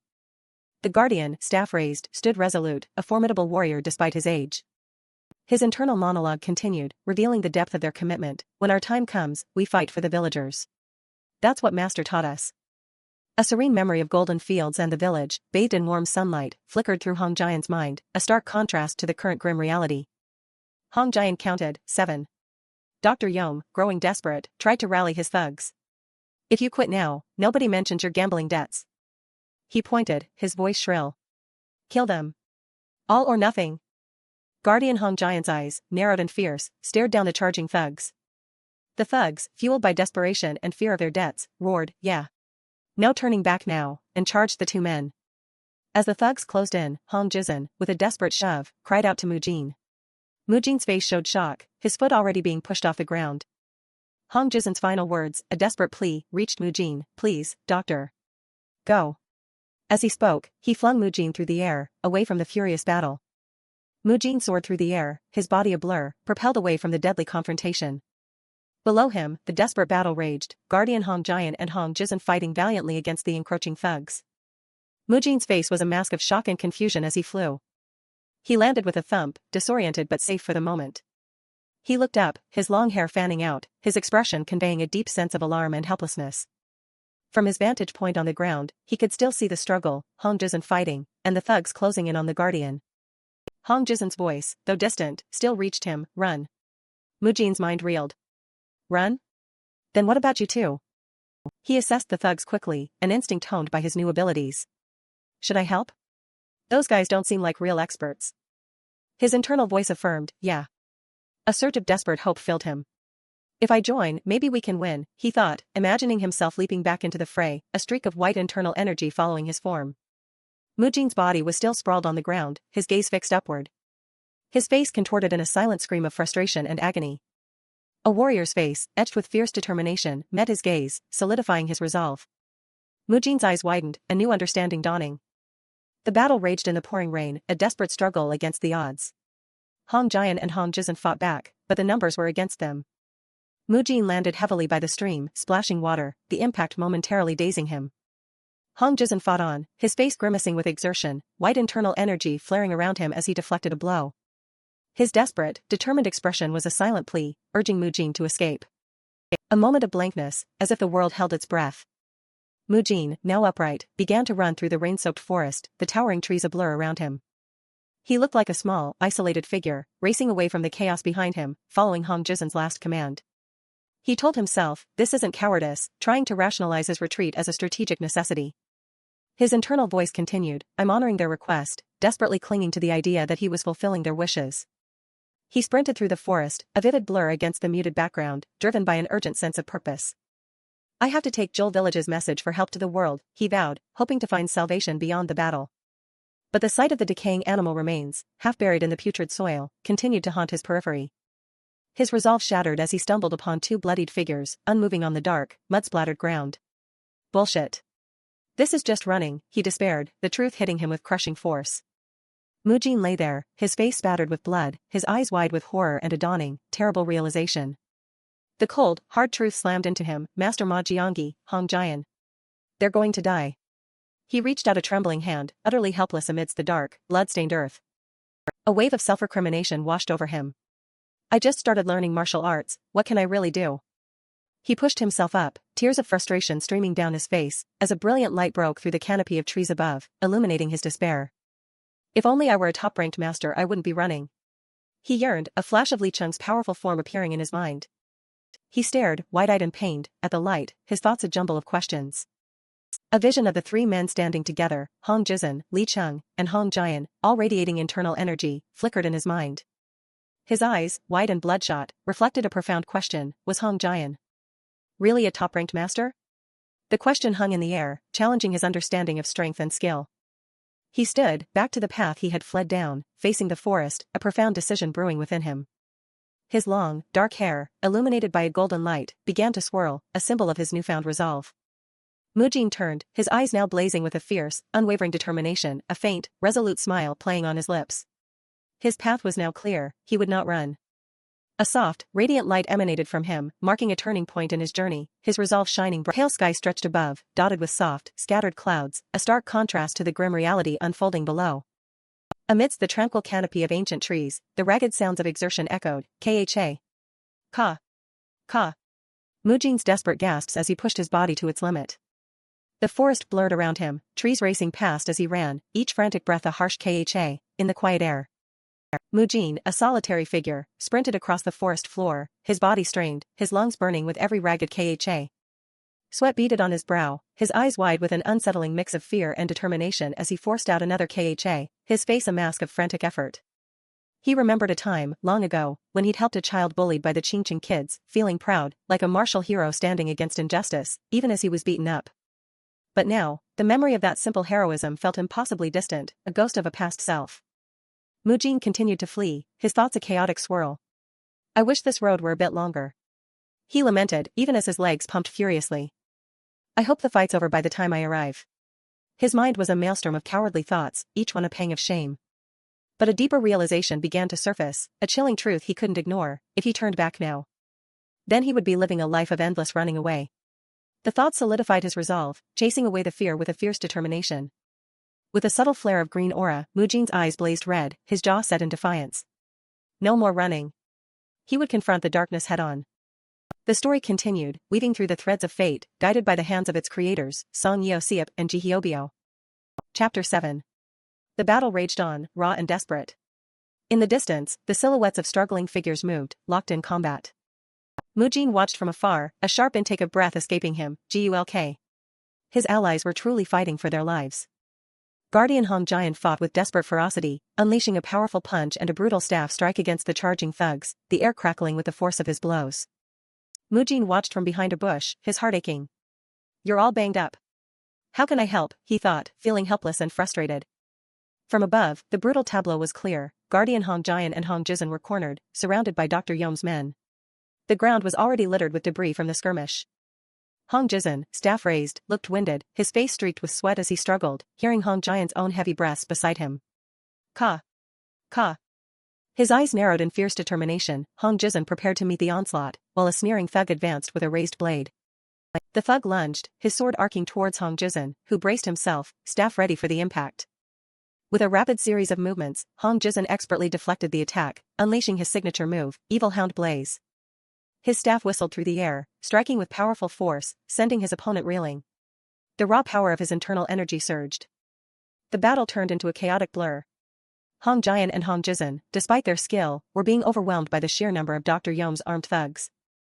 A thug was sent flying with a powerful kick, his body twisting in the air as Hong Jizhen's grim, resolute face reflected the pain and determination of the fight. Another thug, agile, managed to strike Hong Jizhen from behind, catching him off guard in the swirling melee. The thug, sneering, mocked their efforts. Humph. That beggar's tough.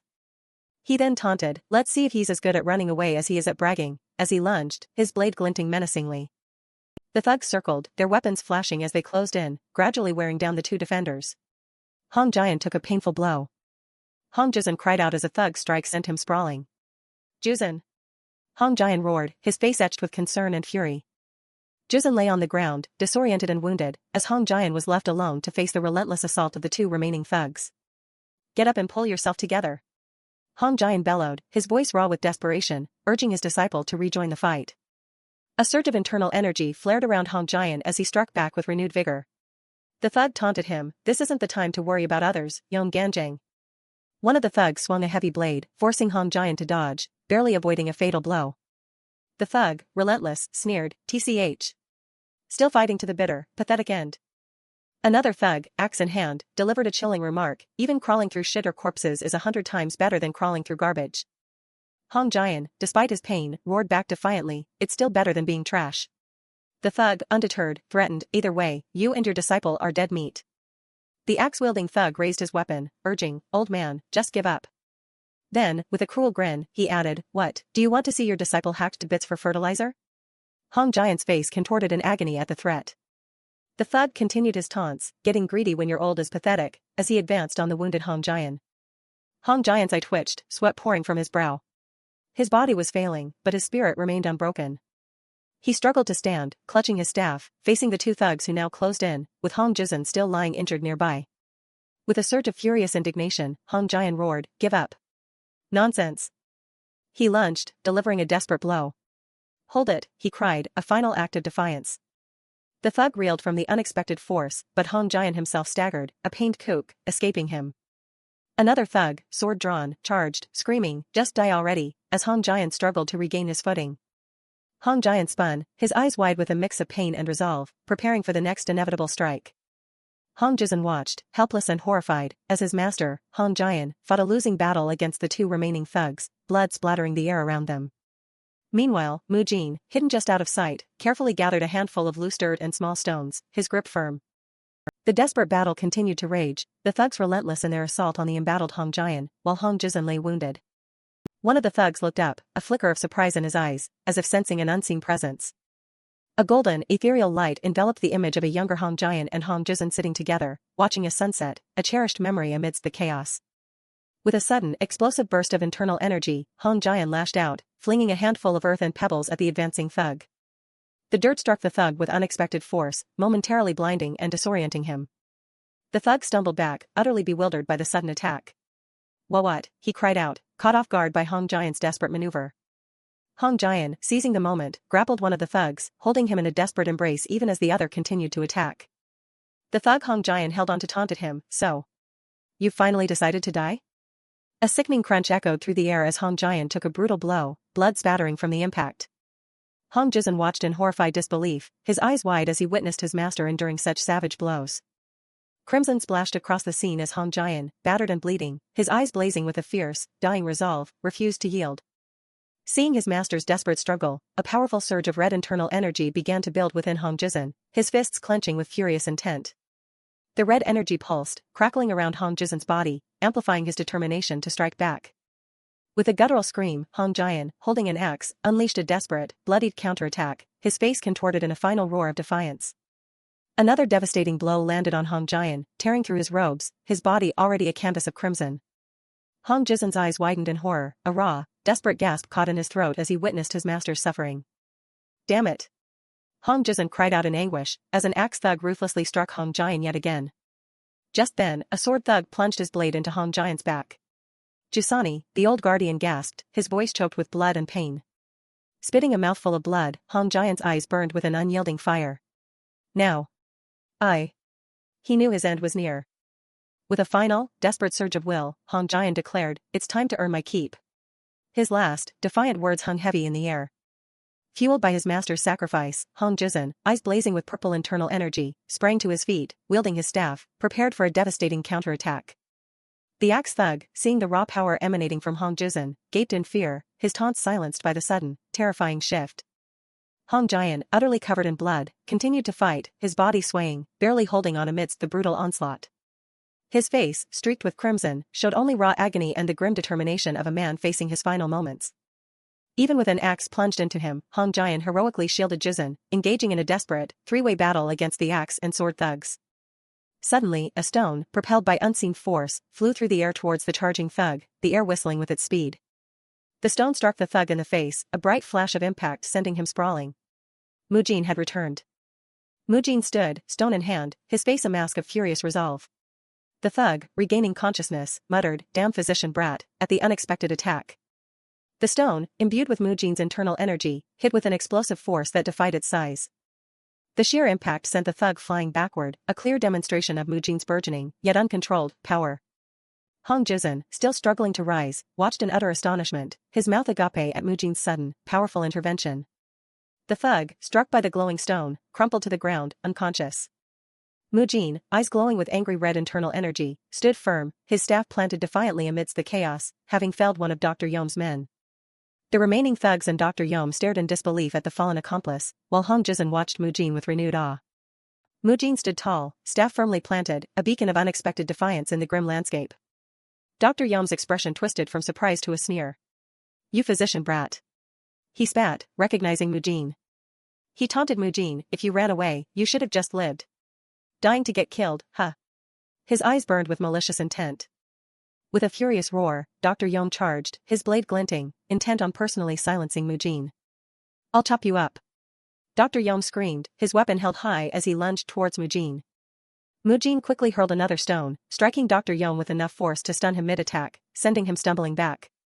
Mujin's eyes widened in shock, a gasp catching in his throat, as he sensed a sudden, ominous presence. With a soft xiaoyak, Li Cheng, the eccentric physician, materialized behind Mujin, his sword drawn, a chilling purple aura radiating from him. Li Cheng's gaze was cold, his voice calm amidst the tension. "You really came all this way to look for a disease?" "Sir," was all Mujin could manage, relief and deference washing over him at Li Cheng's sudden appearance. In moments, the remaining thugs and Dr. Yom crumpled to the ground, defeated. The battle was over. Amidst the carnage, Hong Jizun cradled the severely wounded Hong Jian, his face etched with worry, while Mujin and Li Cheng stood over their fallen enemies. Li Cheng observed the defeated Dr. Yom with a discerning gaze, his expression unreadable. Mujin's anger flared. "Looks like these guys are behind the plague. Dr. Yom," he accused, pointing directly at the villain. Dr. Yom trembled uncontrollably, a clear sign of his guilt. Mujin reiterated, "That man is the true culprit. That man is the true culprit." "Is that so?" Li Cheng mused, a subtle surge of purple internal energy emanating from him, causing Dr. Yom to retch and collapse with a terrified cry, "Blooh." Dr. Yom crumpled to the ground, groveling, his will utterly broken by Li Cheng's oppressive aura. Mujin, fueled by righteous anger, demanded answers. "You created the plague, didn't you?" "Why?" Li Cheng, with chilling detachment, supplied the answer. "Why do you think? He spread it for money." Dr. Yom desperately begged for his life, falling at Li Cheng's feet. "Hero. Spare me. Spare." Dr. Yom pleaded. Li Cheng, however, cut him off, his voice laced with suspicion. "He'll take the cash last. What's your real goal?" Dr. Yom stammered. "Real goal?" Dr. Yom looked up, startled by Li Cheng's piercing insight, as Mujin stood by, observing the interrogation. "Oh, you seem to understand something, sir. Just spare my life. I'll give you medicine far stronger than anything in Zhou village," Dr. Yom groveled, desperate. Li Cheng's expression grew cold. "Have you heard of black peony?" he asked, his voice low and dangerous. Dr. Yom's eyes widened in abject terror, his face blanching. The name alone struck him with profound fear. Mujin, also recognizing the name, gasped. He knew of black peony, a supreme medicine blooming with powerful een in a world of chaos. He recalled its profound power. It's an elite elixir, just a step below the legendary Daewandan, the hero's flower.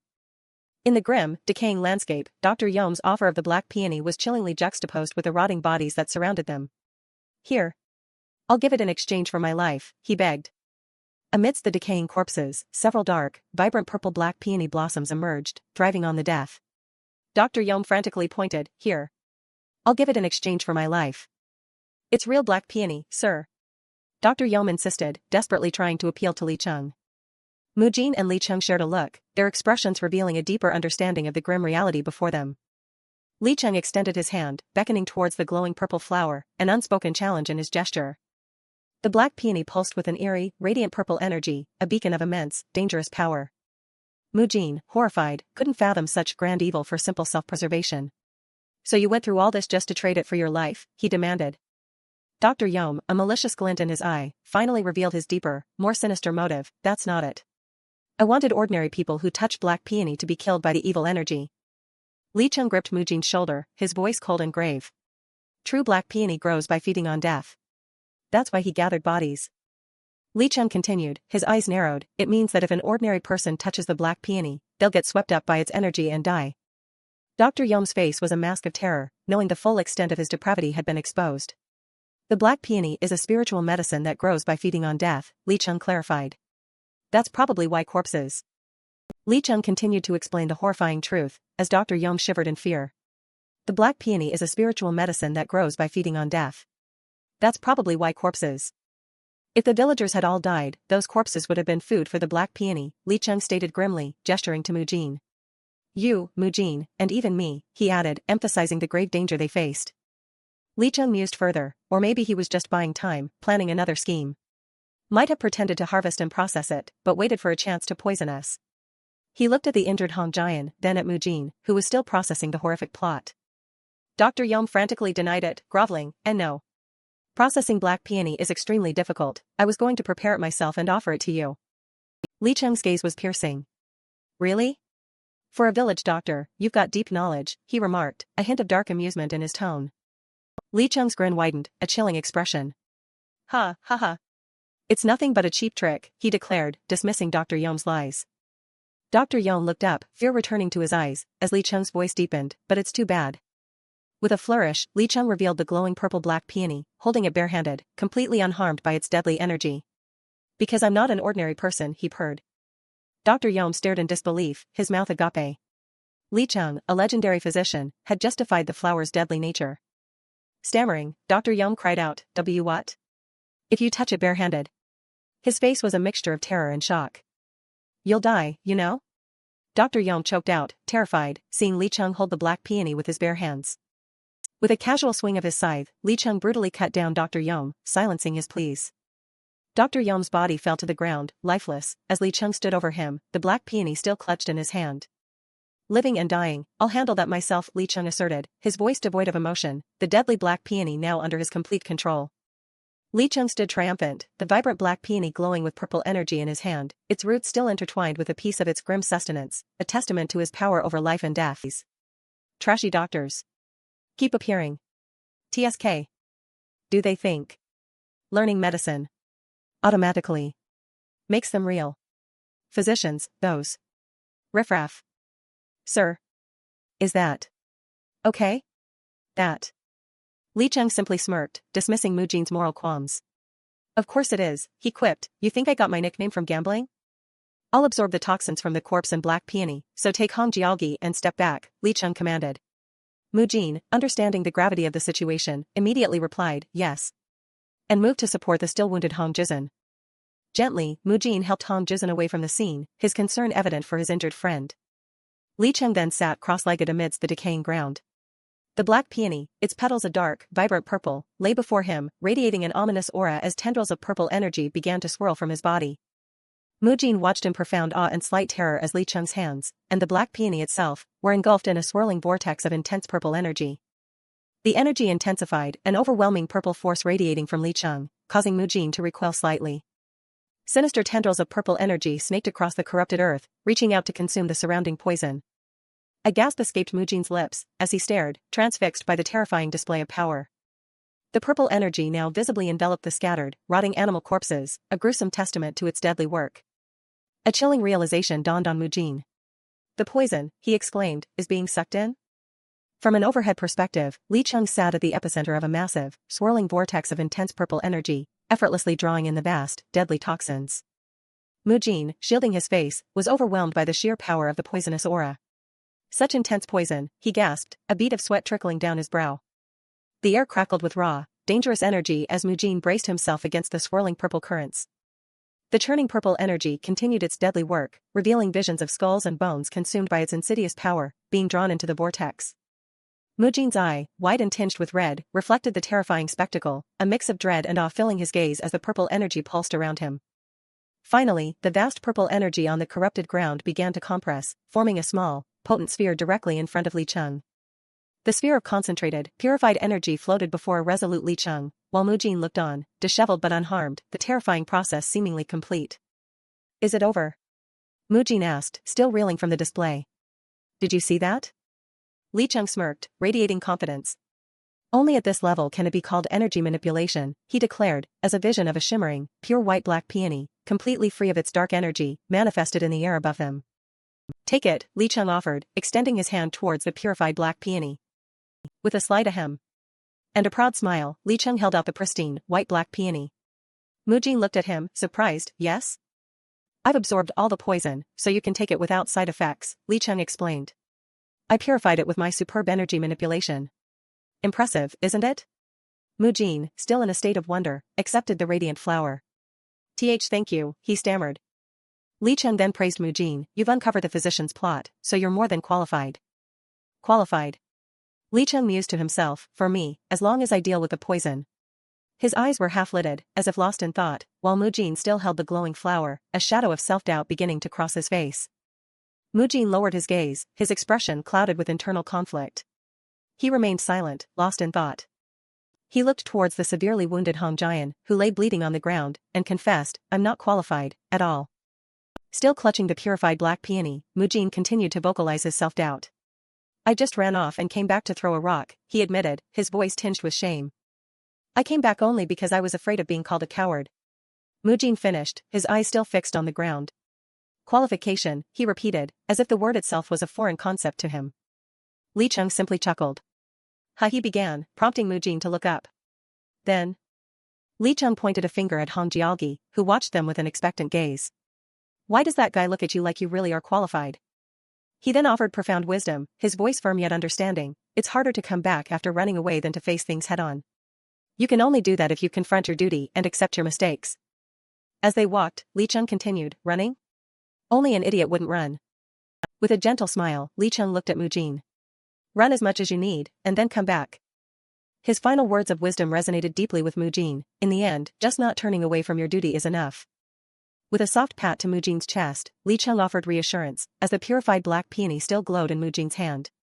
Li Cheng then chuckled, letting out a small cough. Maybe I gave away too much wisdom about life? He paused, so profound you won't even understand dash.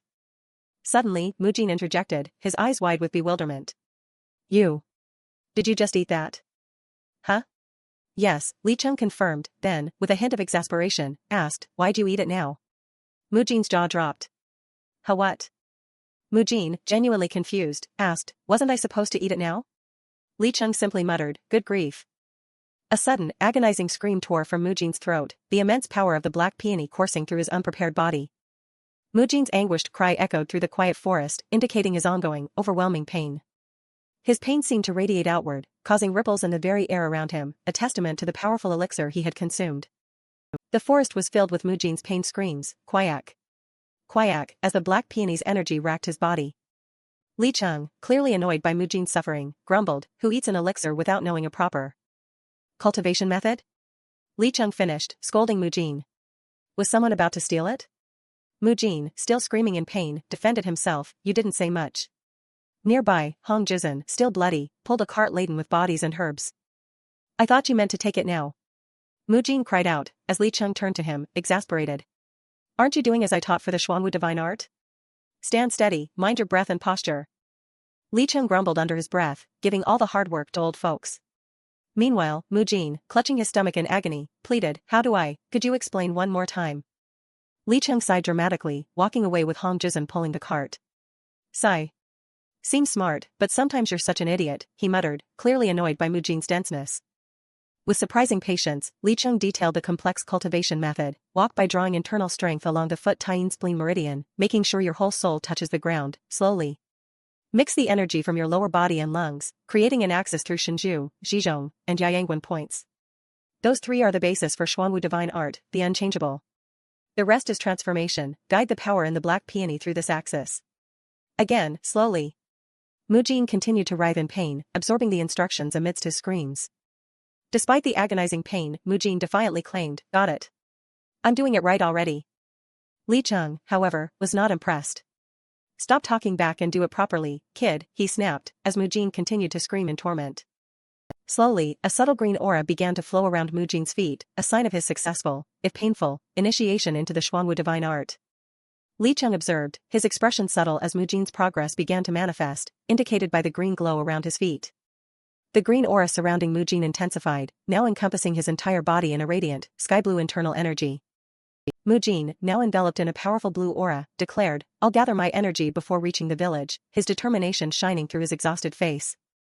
Li Cheng watched Mu Jin's rapid development with a subtle, satisfied smile, a hint of pride in his usually stern expression. From a distance, Li Cheng observed Mu Jin and Hong Jizhen, thinking, if you train it well. A silent acknowledgement of Mujin's budding talent. Mujin, now radiating immense power, exclaimed, "Whoa. This is the tremendous power of Black Peony," his eyes wide with awe. Li Cheng scoffed at Mujin's excitement. Hey. Licking an apple skin and calling that power, he admonished. You still have a long way to go, keep practicing Xuanwu divine art whenever you get a chance. Li Cheng finished. Mujin, though chastened, replied, got it. Looks like you're fine now, so drag one guy out, Li Cheng instructed Hong Jizhen. Hong Jizhen, still wincing, replied, oh no, my stomach still. As the sun began to set, Li Cheng and Mujin continued their journey, pulling a cart laden with Dr. Yom's victims and collected herbs, leaving a weary Hong Jizhen to struggle with dragging a body behind. The sky above Zhou village glowed with the warm, vibrant hues of a setting sun, casting long shadows across the peaceful landscape. As they approached, the grateful villagers of Zhou gathered, their murmurs of anticipation filling the air, their faces looking towards their saviors. Mujin stood before the villagers, confidently announcing, the plague will be gone soon. Drink the herbal decoction you'll be up within 3 days, Mujin continued, gesturing to Hong Jizhen, who carried the heavily wounded Hong Jian. Hong Jialgi and Elder Ma Jianggi have handled the culprits, he proclaimed, crediting his companions. The villagers erupted in joyful applause and cheers, their faces alight with gratitude. Amidst the celebration, Hong Jizhen looked away, his expression pained and somber, burdened by his recent actions. Mujin beamed, accepting the accolades from the joyful villagers. Li Cheng observed the scene with a thoughtful gaze, his expression unreadable. The crowd continued to cheer, their faces full of relief and admiration, while Li Cheng remained a silent observer. A close-up of Li Cheng's face revealed a subtle, reflective expression, as if he were contemplating the complexities of heroism and consequence. As the sun dipped below the horizon, Hong Jizhen, solemnly carrying the heavily wounded Hong Jian on his back, walked away from the celebrating village, a poignant departure into the fading light. His back to the joyful crowd, Hong Jizhen continued his somber journey, carrying his master away from the festivities, a solitary figure against the warm glow of the sunset.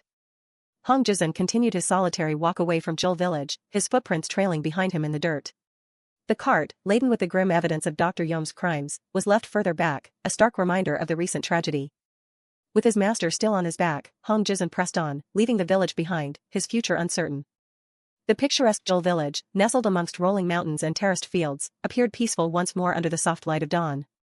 Another sweeping view showed the vibrant green hills and the tranquil village, recovering from the blight that had threatened to consume it.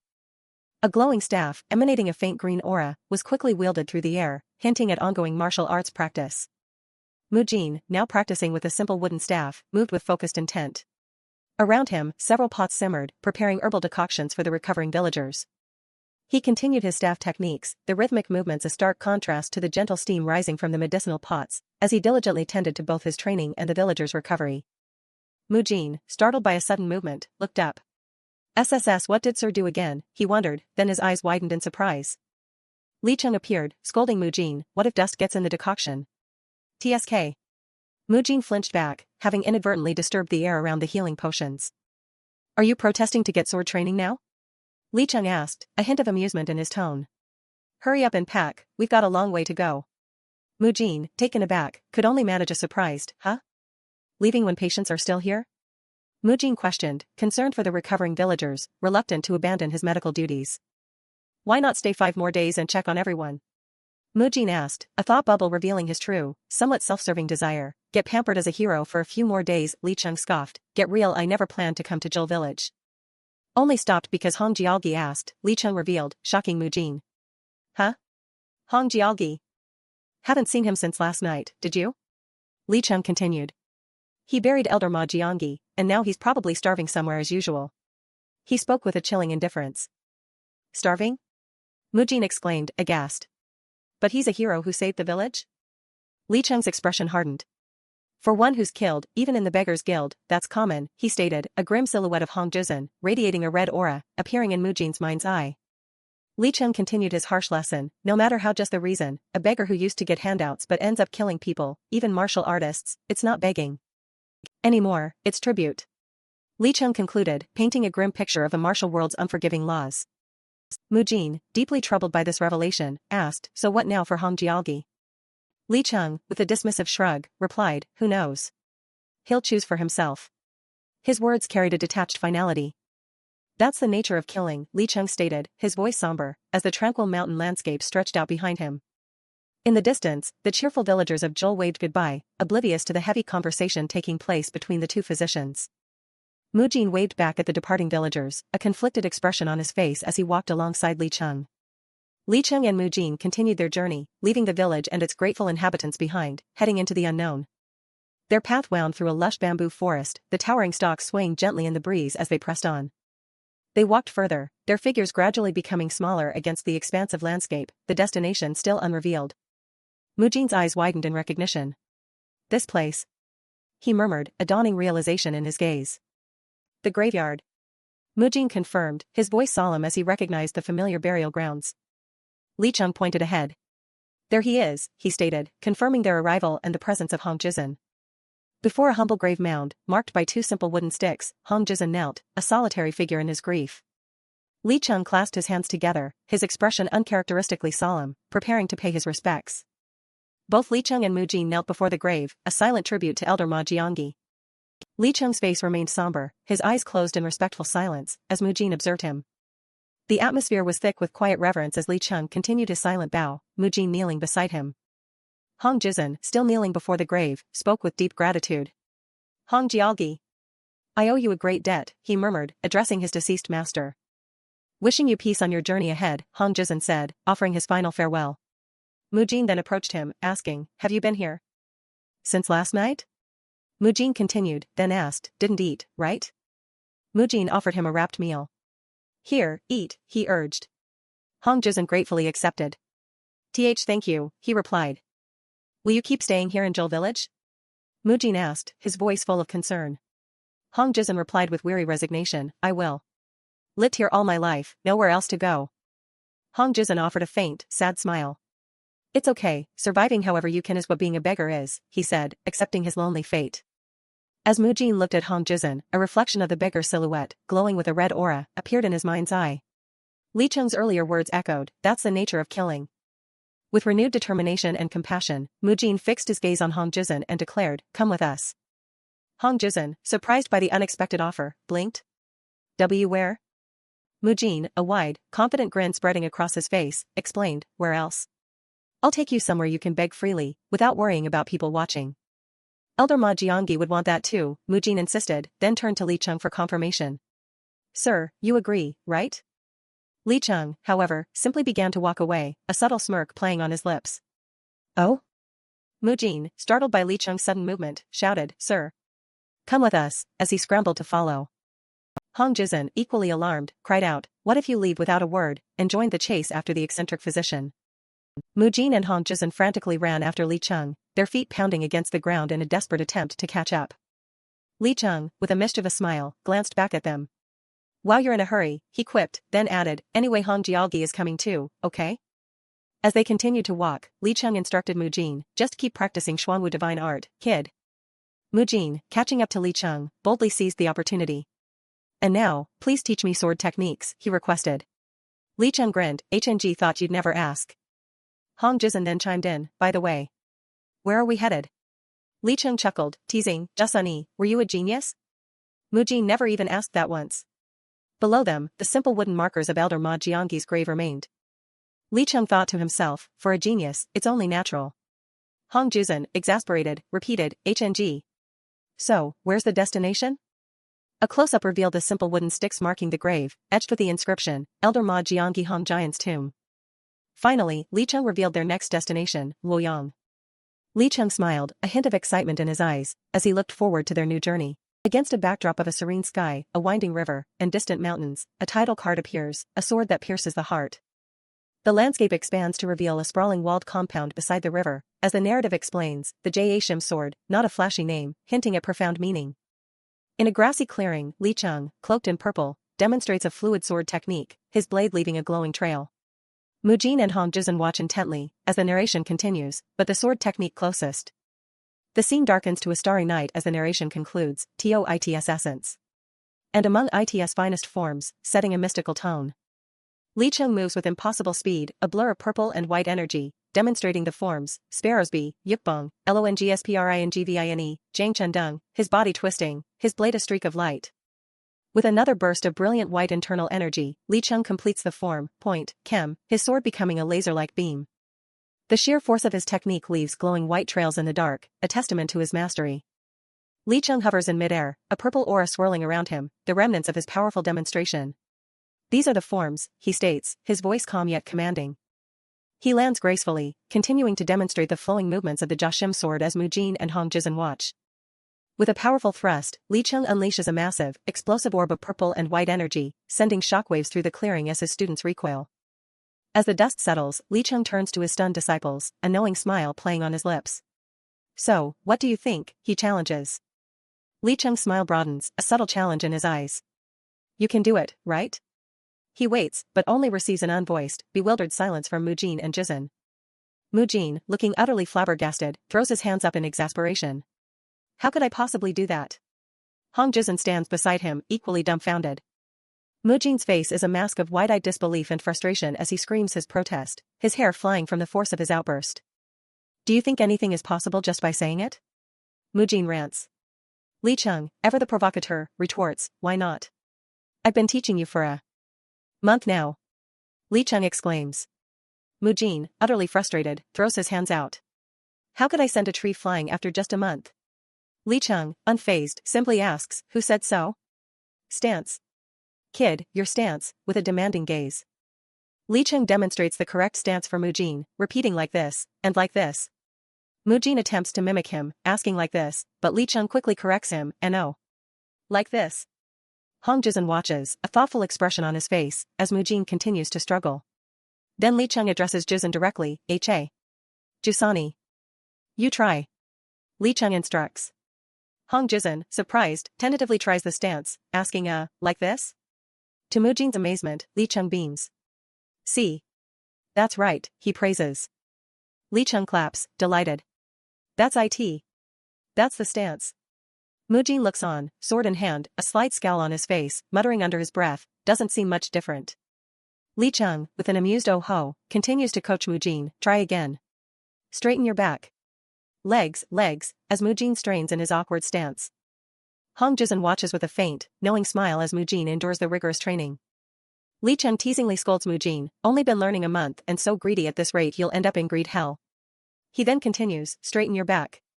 Mujin protests, it's straight, but Li Cheng adds, you should respect your elders to avoid cold ice hell. He laughs. Mujin is then shown mid-fall, as the daily training regimen is laid out, morning, head secretary training. Mujin is sent sprawling, yet his spirit remains unbroken as his training continues, until evening, move only using JAUNBO, a demanding physical regimen. As sundown approaches, Mujin and Hong Jizhen engage in intense combat training, their wooden swords clashing. After sundown, Shim sword sparring for a month, the narrator describes. Mujin lies sprawled on the ground, defeated, while a triumphant Hong Jizhen raises his arms, declaring with a grin, Hong Jukral, 30 matches, 30 wins. Li Cheng watches, amused. Hong Jizhen's internal thoughts are revealed as he ponders, what I observed about the two's relationship. Mujin, brandishing his wooden sword, threatens Li Cheng, if you keep that up, I'll move from respect to attack. Li Cheng merely laughs, mocking him, ha.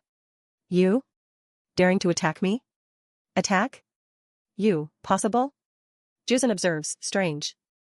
Jizhen's internal monologue continues, reflecting on the bizarre dynamic, sometimes they're the closest master and disciple, as Li Cheng stands unfazed by Mujin's playful aggression. Li Cheng playfully prods Mujin's arm with a stick, teasing, are your arms worms? They're so floppy. Mujin scowls, a vein throbbing on his forehead. Jizhen's thoughts linger, everything may seem. Jizhen observes, like a joke between these two, describing the unusual bond between master and disciple. Mujin glares at Li Cheng, while Li Cheng smiles knowingly back. Jizhen's thoughts continue, but beneath it lies hidden respect and hope. Mujin's determined gaze, still focused on his master, shows his underlying ambition. Li Cheng again teases Mujin, asking how Jizhen could ever win, to which Mujin defiantly declares, today is the day I win. Li Cheng scoffs, like you'll ever win. Jizhen then reflects, even someone like me had a teacher. Hong Jizhen, his back to the viewer, continues to reflect on his past. Hong Jizhen holds his rosary, his expression wistful, as if lost in a distant memory. A warm, golden flashback shows a younger Hong Jizhen sitting beside his master, watching the sunset, as the single word concludes his thought. Once. The memory fades to a wide view of the land, hinting at the vastness of the world and the journey ahead. Mujin and Hong Jizhen, having prepared a meal, invite Li Cheng to eat. Mujin, holding up a bowl, says, Elder, please have your dinner. Li Cheng, with a smirk, teases Jizhen, see how respectful he is? Jizun, playing along, replies, yes yes please eat and preserve your noble body. A new chapter begins, marked by a calligraphic title card and the number 9, signaling a fresh stage in their journey. The soft sound of rain falls on the towering gates of a new city, marking their arrival. Under the continued patter of rain, the city of Chongqing unfolds before them. Hong Jizun, with a heavy heart, begins, you've helped us so much during. This time, Hong Jizun finishes, bowing deeply to Li Cheng and Mu Jin, his gratitude profound in the rainy square. Li Cheng responds, right, if fate wills we'll meet again. Then, his demeanor turns serious as he advises Hong Jizun, if you settle in Chongqing, don't forget to change your name. If someone who knows about Zhou village shows up, things could get uncomfortable. Li Cheng, his face somber, emphasizes the gravity of Jizun's past, especially since you killed a man, regardless of reason. His words hang in the air, a stark reminder of the martial world's unforgiving rules. Hong Jizun, tears welling in his eyes, offers a solemn bow, accepting the harsh reality of his new identity and the need for a fresh start. With one last look at his companions, Hong Jizun turns and walks away, a lonely figure disappearing into the bustling, rainy streets of Chongqing, leaving Mu Jin and Li Cheng behind. The rain continues to fall, as Hong Jizun, now known as Hong Jialgi, blends into the crowd, a new path of solitude stretched before him. The rhythmic patter of rain underscores the somber mood as Hong Jizun's silhouette grows smaller amidst the city's inhabitants. Mu Jin watches his friend depart, his expression crestfallen. Off he goes, he murmurs. Li Cheng, ever perceptive, observes, seems you're a bit sad. Mu Jin looks away, a shadow of melancholy in his eyes. Of course. He begins, his voice soft, he was my first real friend. Mu Jin continues, since leaving Sichuan. Li Cheng, ever practical, simply replies, yeah, well. True. Acknowledging the sentiment without dwelling on it. Li Cheng, with a smirk, offers a backhanded comfort, since you never beat him in a Jashim sword duel, it makes sense to be upset. He adds, how frustrating you might never beat him for as long as you live, tsk Mu Jin's ear twitches in irritation. Mu Jin bristles, stomping his foot. I almost beat him at the END, he declares, his face a mask of furious determination, an invisible image of Hong Jizun highlighting his rival. He then looks around, confused? Mu Jin frantically calls out, Huh? Sir? Sir, as Li Cheng casually walks away, the rain, continuing to fall around the city gate. Mu Jin chases after Li Cheng, exasperated. Please at least say something before leaving. Where are you going? Li Cheng, without turning, dismisses him, stop whining and just follow me, you brat. The rain continues to pour over the bustling streets. The rain continues its steady descent, washing over the city and the ongoing journey. Through the persistent rain, they arrive at a new destination, a prominent sign reads, Feng Family Smithy. The old smithy owner, Master Feng, looks bewildered as Li Cheng brazenly asks, borrow the forge? Master Feng, wide-eyed, stammers, the price is. Li Cheng grins mischievously, finishing the sentence, the right to watch this friend work? Mu Jin forces a strained laugh, his eye twitching, knowing he's being put on display. Li Cheng boasts to the incredulous Master Feng, you've got front row seats to see the greatest smithing in the land. What do you think? He gestures grandly at Mu Jin. Mu Jin, exasperated but resigned, thinks to himself, who's gonna refuse an offer like that? Knowing Li Cheng's charisma, or intimidation, leaves little room for refusal. Master Feng looks thoughtfully at the two travelers, his gaze lingering on Mu Jin. The smithy's interior, lit by the distant glow of the furnace, suggests he's considering the unusual proposition. After a moment, Master Feng agrees. Well then, he says, gesturing for them to enter. Mu Jin, surprised, thinks, why did he accept? Li Cheng, ever bold, makes another demand, la. Since we're borrowing, let's borrow the materials and firewood too. Li Cheng, with a triumphant laugh, slings his arm over Mu Jin, seemingly thrilled with his negotiating prowess, as Master Feng looks on in mild dismay. Then while you're at it, make me a sickle or something, Li Cheng commands, casually. Mu Jin, his eye twitching, hears Li Cheng's cheerful reply to the owner, got it, owner. He sighs internally, already exhausted. Mu Jin's internal monologue seized with frustration. Suddenly making swords? And now people want a show? What am I, a circus monkey, he thinks, a forced smile on his face. Li Cheng places a stack of firewood in Mu Jin's arms. Quit complaining and make the sickle. He then reminds Mu Jin of their arrangement, the original deal was.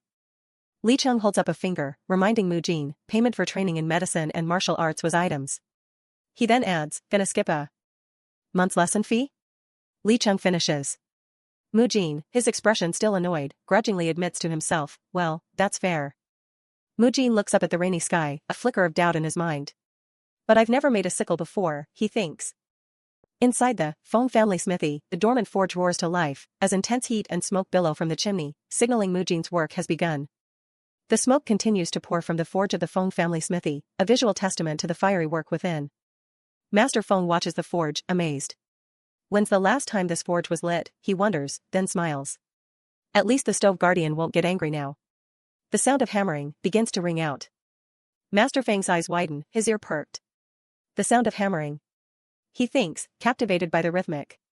He feels a deep resonance, thinking it blends well with the sound of rain. Master Feng muses, sitting outside the smithy, cup in hand, as though rain mingles with the hammer.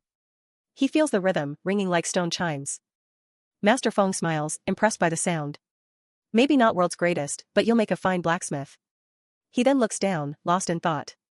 I too, when I was young. A jolt brings him back to reality. Master Feng's eyes suddenly widen in utter astonishment, a giant question mark signaling his shock. Master Feng's eyes glow with intense surprise as the finished sickle radiates a soft, humming light, indicating its extraordinary quality. The perfectly crafted sickle glows with a soft, ethereal light, humming with internal energy. The sickle continues to hum and buzz, with vibrant energy, a testament to its master craftsmanship. Mujin, holding the glowing sickle, humbly presents it to Master Feng. Elder, it's my first sickle, so I don't know if it's well made. Master Feng stares in disbelief, stammering, this. Master Feng, still reeling from the sickle's perfection, asks, first. Mujin, a slight smile on his face, then asks, this enough for the price? Master Feng grips the sickle, and with a powerful impact, it erupts in a blinding flash of light, as an incredible energy pulses from it. Mujin stares in shock, elder, as Master Feng's body flexes with internal energy, and his eyes, previously hidden by a blindfold, begin to glow ominously red. Master Feng unleashes a powerful purple aura, his blindfold lifted to reveal blazing red eyes. Mujin, wide-eyed, gasps, realizing the smith is a hidden master. Master Feng effortlessly slices through the air with the sickle, a purple arc of energy, revealing incredible martial prowess that startles Mujin. Master Feng's face is etched with a grim, determined focus as he wields the formidable sickle. With a crisp, shattering sound, the sickle effortlessly cleaves through a collection of other weapons, leaving them broken. Master Feng drops the shattered remains of the other weapons, his demonstration leaving Mujin utterly speechless outside the Feng family smithy. Mujin stares in stunned realization at the smith. A master, he whispers, recognizing the formidable power Master Feng had just displayed. The other smiths gasp, recognizing the true power of Master Feng, and Master Feng, as the old man, his eyes still glowing, drops a shattered weapon to the ground. Master Feng, having made his point, strides away. Mujin, confused, asks, where are you going? Li Cheng, however, calmly instructs, don't worry, get ready to make the sword. Mujin looks at Li Cheng, still confused? Li Cheng smiles knowingly, he'll be here soon, referring to the other smiths who had just witnessed the demonstration. Li Cheng corrects himself with a slight smile, No, he's here already. Mujin looks on, his eyes wide. A growing crowd of smiths appears behind Mujin, drawn by the commotion and the display of the sickle. You two are already here, Li Cheng remarks, surveying the new audience. Mujin's eyes widen in alarm as he sees the eager faces of the approaching crowd, their curiosity bordering on obsession. The smith's eyes, now glowing red with intense desire, stare fixedly ahead, a collective gasp, escaping their lips at the sight of the miraculous weapon. A chaotic scene unfolds as the smiths clamber forward, their eyes blazing red, a collective shout, filling the air, each holding a weapon in eager anticipation. The frenzied crowd of smiths continues their eager clamor, their eyes locked on Mujin. Master Feng points directly at him, you. Master Feng, now standing among the crowd of enthusiastic smiths, again points his finger at Mujin, shouting, you. Master Feng holds up the gleaming sickle, demanding an explanation from Mujin. This, he exclaims, utterly bewildered by its perfection. Master Feng, his face a mixture of awe and disbelief, demands to know, how did you make it? Mujin looks on, stunned. Master Feng turns to him, well? Master Feng's internal monologue continues, how could you possibly make, his thoughts consumed by the mystery of the sickle's creation. A vision flashes in the air, the sickle effortlessly cutting through the weapons made by Chongqing's best swordsmiths, leaving the smiths wide-eyed with awe. The vision continues, showcasing the sickle's impossible sharpness, without a single nick in the blade. The smith's eyes sparkle with wonder. Master Feng hoists the sickle triumphantly, exclaiming, like slicing tofu. His face is a picture of utter astonishment and delight. The smiths clamber forward, their eyes gleaming, captivated by the sickle. That technique, they shout, pressing closer, please. The crowd of smiths presses in on Mujin, their voices rising in a desperate plea, teach me. Mujin, overwhelmed, stands wide-eyed. The Smiths stare up at Mujin, their faces beaming, eyes twinkling like stars, completely captivated by his incredible smithing skill.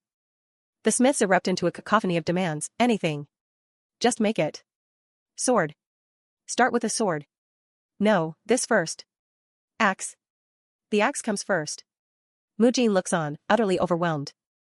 Li Cheng, his eyes narrowed, emits a subtle pulse of internal energy, signaling his impatience with the boisterous crowd.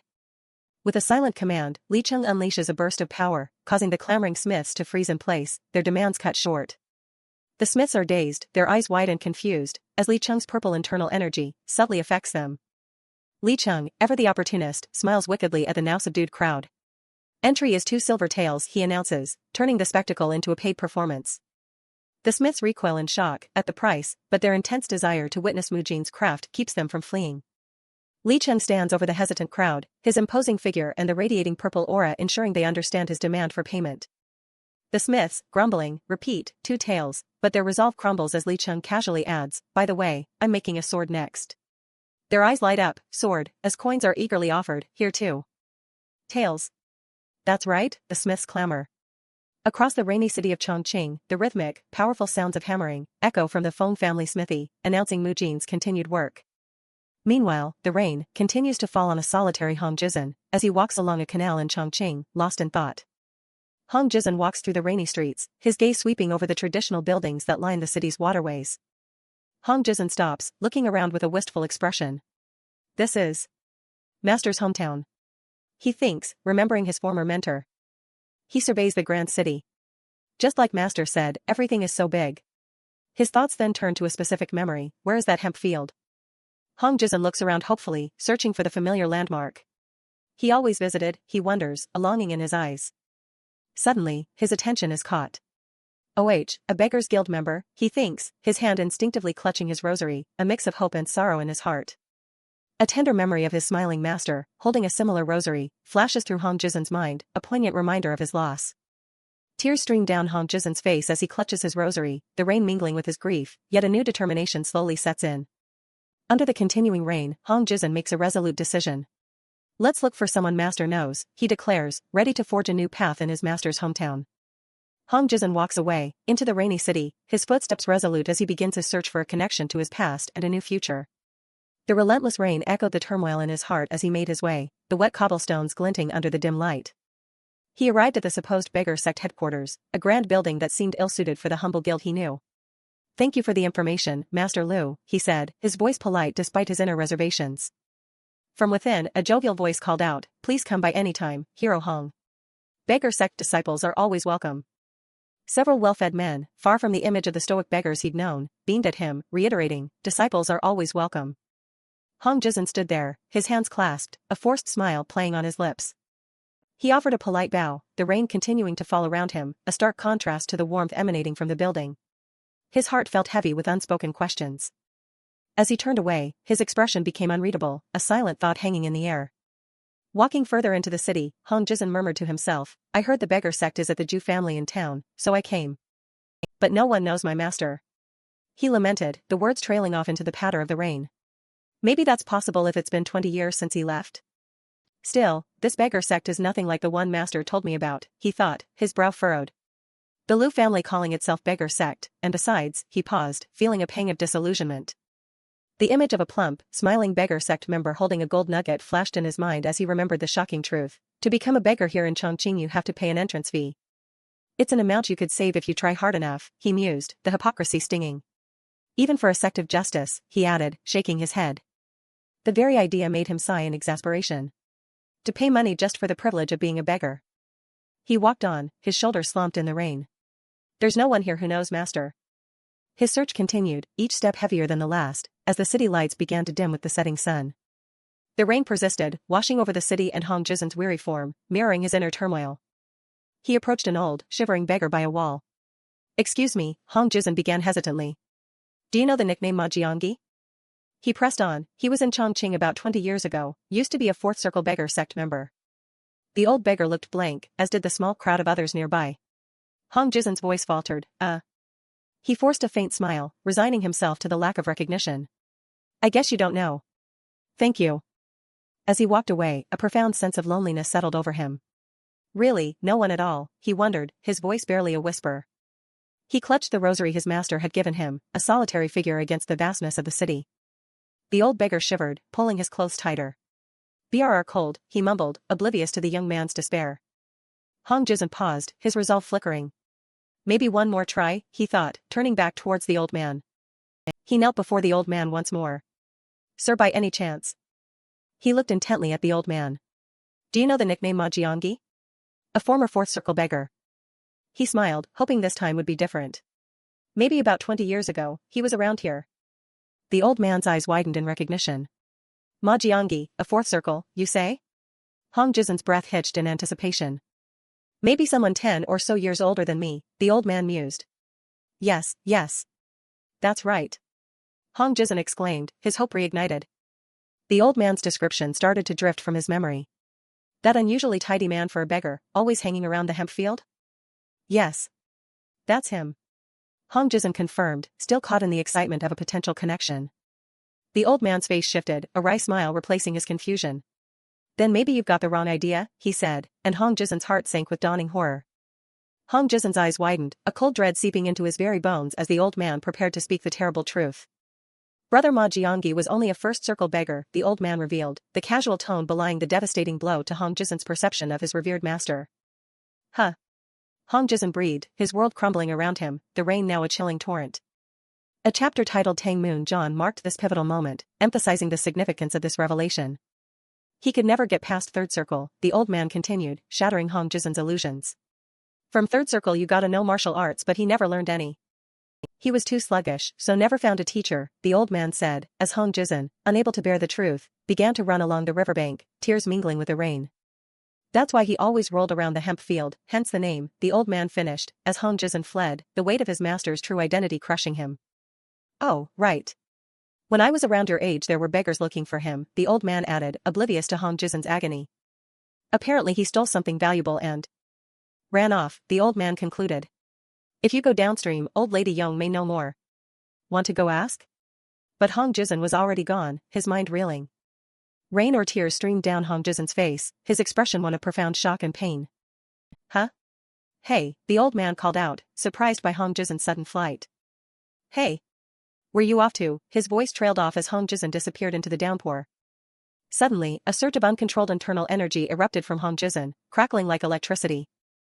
The energy burst around him, a violent manifestation of his anguish and confusion.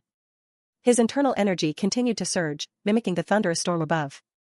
Lightning flashed, mirroring the explosion of raw power within him. "Shit." He choked out, the overwhelming energy threatening to tear him apart. His face contorted in pain and disbelief, his eyes wide and unfocused. He gritted his teeth, the force of his emotions tearing through him, a mixture of rage and profound sorrow.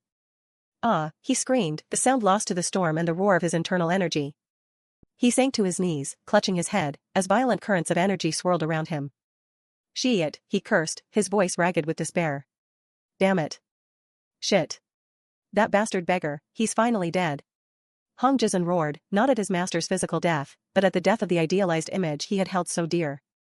He recalled the fabricated tales of his master's progress, withstanding hunger, first circle. Got over his fever, second circle. Each memory now a bitter lie. With a violent crackle, the rosary, a cherished symbol of his master, began to disintegrate in his hand, infused with his overwhelming internal energy. "Turns 15, third circle?" he scoffed, the irony searing. No wonder none of his staff or fist methods made sense. He stared at the disintegrating rosary, a symbol of broken faith. Shit. With a powerful explosion, the rosary shattered completely, releasing a wave of raw energy. Hong Jizan screamed, a guttural cry of betrayal and anguish, as the last remnants of his master's lie dissolved. Only fragments of the rosary remained in his trembling hand, a testament to the shattering of his idealized past. "Lies," he screamed, his voice hoarse with fury. "All of it? Everything. It was all lies, damn beggar." His internal energy crackled, a tumultuous blue storm reflecting his inner turmoil, tearing at the very air around him. Engulfed in his own destructive energy, Hong Jizan writhed, caught between profound pain and blinding rage. He stood amidst the storm of his power, a solitary figure consumed by his shattered illusions. His hand, still clenched around the remnants of the rosary, pulsed with uncontrolled energy. Then, a moment of unsettling silence fell, the internal energy calming, leaving only the sound of rain. He dropped to his knees, exhausted, the raw energy fading as realization settled into a chilling, hollow ache. His voice was a defeated whisper. Guardian, my ass. He was nothing. And he goes and dies so I can't even confront him. Shit. Hong Jizun lamented, his face buried in his knees, the rain drenching him completely. A cold, desolate breeze swept over the river, the air thick with his despair. His hand, now empty, drifted lifelessly in the water, the symbol of his past entirely gone. The fragments of the rosary, like his shattered dreams, were carried away by the current. His hand remained open, a gesture of profound loss. Tears, indistinguishable from the rain, streamed down his face, a silent testament to his broken spirit. He stretched out his hand, as if reaching for something that was no longer there. The storm continued to rage, mirroring the tempest within Hong Jizun's soul. He remained alone, defeated figure on the riverbank, the storm slowly subsiding around him. As the rain clouds began to part, a new dawn broke over Chongqing. The city awakened under a clearing sky, leaving the night's despair behind. A sudden clang of metal echoed through the air as the focus shifted, signaling the return to the Feng family smithy. The smithy owner, Master Feng, announced, "That's all for today," bringing an end to Mujin's forging session. He held up a freshly forged sword, its surface gleaming brilliantly. A crowd of eager smiths groaned in unison. What? Already, they cried out, hoping for more. Oh, these folks, the owner chuckled, turning to Mujin. The teacher needs a break too. Well, then. Despite the owner's words, the smiths pressed on. Just one question about controlling the fire, sir, one pleaded. Mujin's fellow smith chided them, come on. Don't nag just because the master is out. Another, sensing the tension, said, it's not that. Mujin, however, looked up, his expression changing to one of concern as he spotted someone in the distance. He cried out, Jasuni, recognizing his friend, Hong Jizun. Hong Jizun stood there, silent and sorrowful, his eyes downcast. A moment of shared understanding passed between them, no words needed. The world seemed to blur around Hong Jizun, his grief a palpable shroud. Mujin approached, his voice gentle. Elder Ma Jiangyi is. Hong Jizun simply nodded, his eyes hollow. I see. The weight of his master's betrayal was evident. Mujin and Li Cheng watched Hong Jizun, their expressions solemn, understanding the depth of his pain. Mujin sat beside Hong Jizun, offering quiet comfort. Didn't eat, huh? He asked gently. I know it's tough. No, Sozian shared some food, Hong Jizun replied, surprising Mujin. Sozian? Mujin asked, as a small, kind child's face appeared in his mind, saying, here, have this. You look hungry. Yeah, he's just a little kid who lives under the same bridge, Hong Jizun explained. I didn't even want to eat, but couldn't. Refuse when another beggar offered. Hong Jizun's voice trailed off, a hint of shame in his expression. Idiot. Mujin exclaimed, smacking him lightly on the back, a playful indignation on his face. You steal food from a little beggar? Mujin playfully scolded. You're not even a beggar sect member anymore. Robbing a poor little beggar? I wasn't robbing him, Hong Jizun protested, but Mujin cut him off. Let's go. Hong Jizun looked up, confused. Where? Hong Jizun asked, his eyes still wide with uncertainty. Mujin grinned, a spark of mischief in his eyes. Where do you think? Time to get you cleaned up. As night fell, the city lights twinkled under a clear, starry sky, promising a new beginning. Music drifted through the air, carried by the gentle breeze, leading them towards a lively restaurant. The restaurant stood brightly lit, an oasis of warmth and merriment in the bustling city. Inside, the grand hall buzzed with activity, filled with diners and the enchanting melodies of a musician on a raised stage. The musician played her instrument with a serene smile, her music filling the air with joy. The melodic strains wrapped around them, setting a cheerful mood for the evening. Hong Jizun's eyes widened, shimmering with childlike wonder at the sight of the lavish feast spread before him. Plates piled high with delectable dishes, a sight beyond anything he'd ever imagined, made him gasp, Shararat. Bottoms up. Mujin cheered, raising his cup. Let's drink, even if it kills us. The two friends eagerly embraced the feast, drinking and eating with gusto, Mujin even spilling some wine in his enthusiasm. Li Cheng watched them from a higher vantage point, a subtle smile playing on his lips as he observed their antics. Suddenly, Mujin spluttered, a plume of fire erupting from his mouth. Gah. Cough, he choked, having eaten too much too quickly. The musician on stage glanced over, a hint of annoyance in her expression. Noisy brats, she thought, continuing her performance. Hong Jizun, oblivious to Mujin's plight, simply sighed contentedly. Woo, that's good. Li Cheng chuckled at Mujin's discomfort. Good? I thought you were gonna puke, he teased. Then, with a more serious edge, he added, You think the fame of one of the realm's 3 greatest physicians was Earned gambling? He finished, a smirk playing on his lips. You'll get it from me, you hear? He glanced at Mujin. He's out, right now. Ha ha ha. Leave any food and you'll get a rib jab from the secretary. Li Chung threatened playfully, then burst into laughter. Ha ha ha. Drink up. Empty wine bottles littered the table, a testament to their indulgence. Mujin, holding 2 empty plates to his cheeks, looked utterly stuffed. I've nearly set a new record for stuffing dumplings in my mouth, he mumbled. Hong Jizun, his cheeks comically puffed out, looked equally overwhelmed by the food. The clinking of empty bottles on the table punctuated their satisfied groans. Mujin leaned back, completely defeated. Can't eat another bite. He sighed contentedly. Me too, Hong Jizun chimed in, equally stuffed. I've only ever lived as a beggar, never had to worry about paying, so how do you pay, anyway? With money, obviously, you damn beggar. Li Chung retorted, a wide grin on his face. True, ha ha ha, Mujin agreed, then sheepishly added, wonder how much it came to. I don't have a single coin.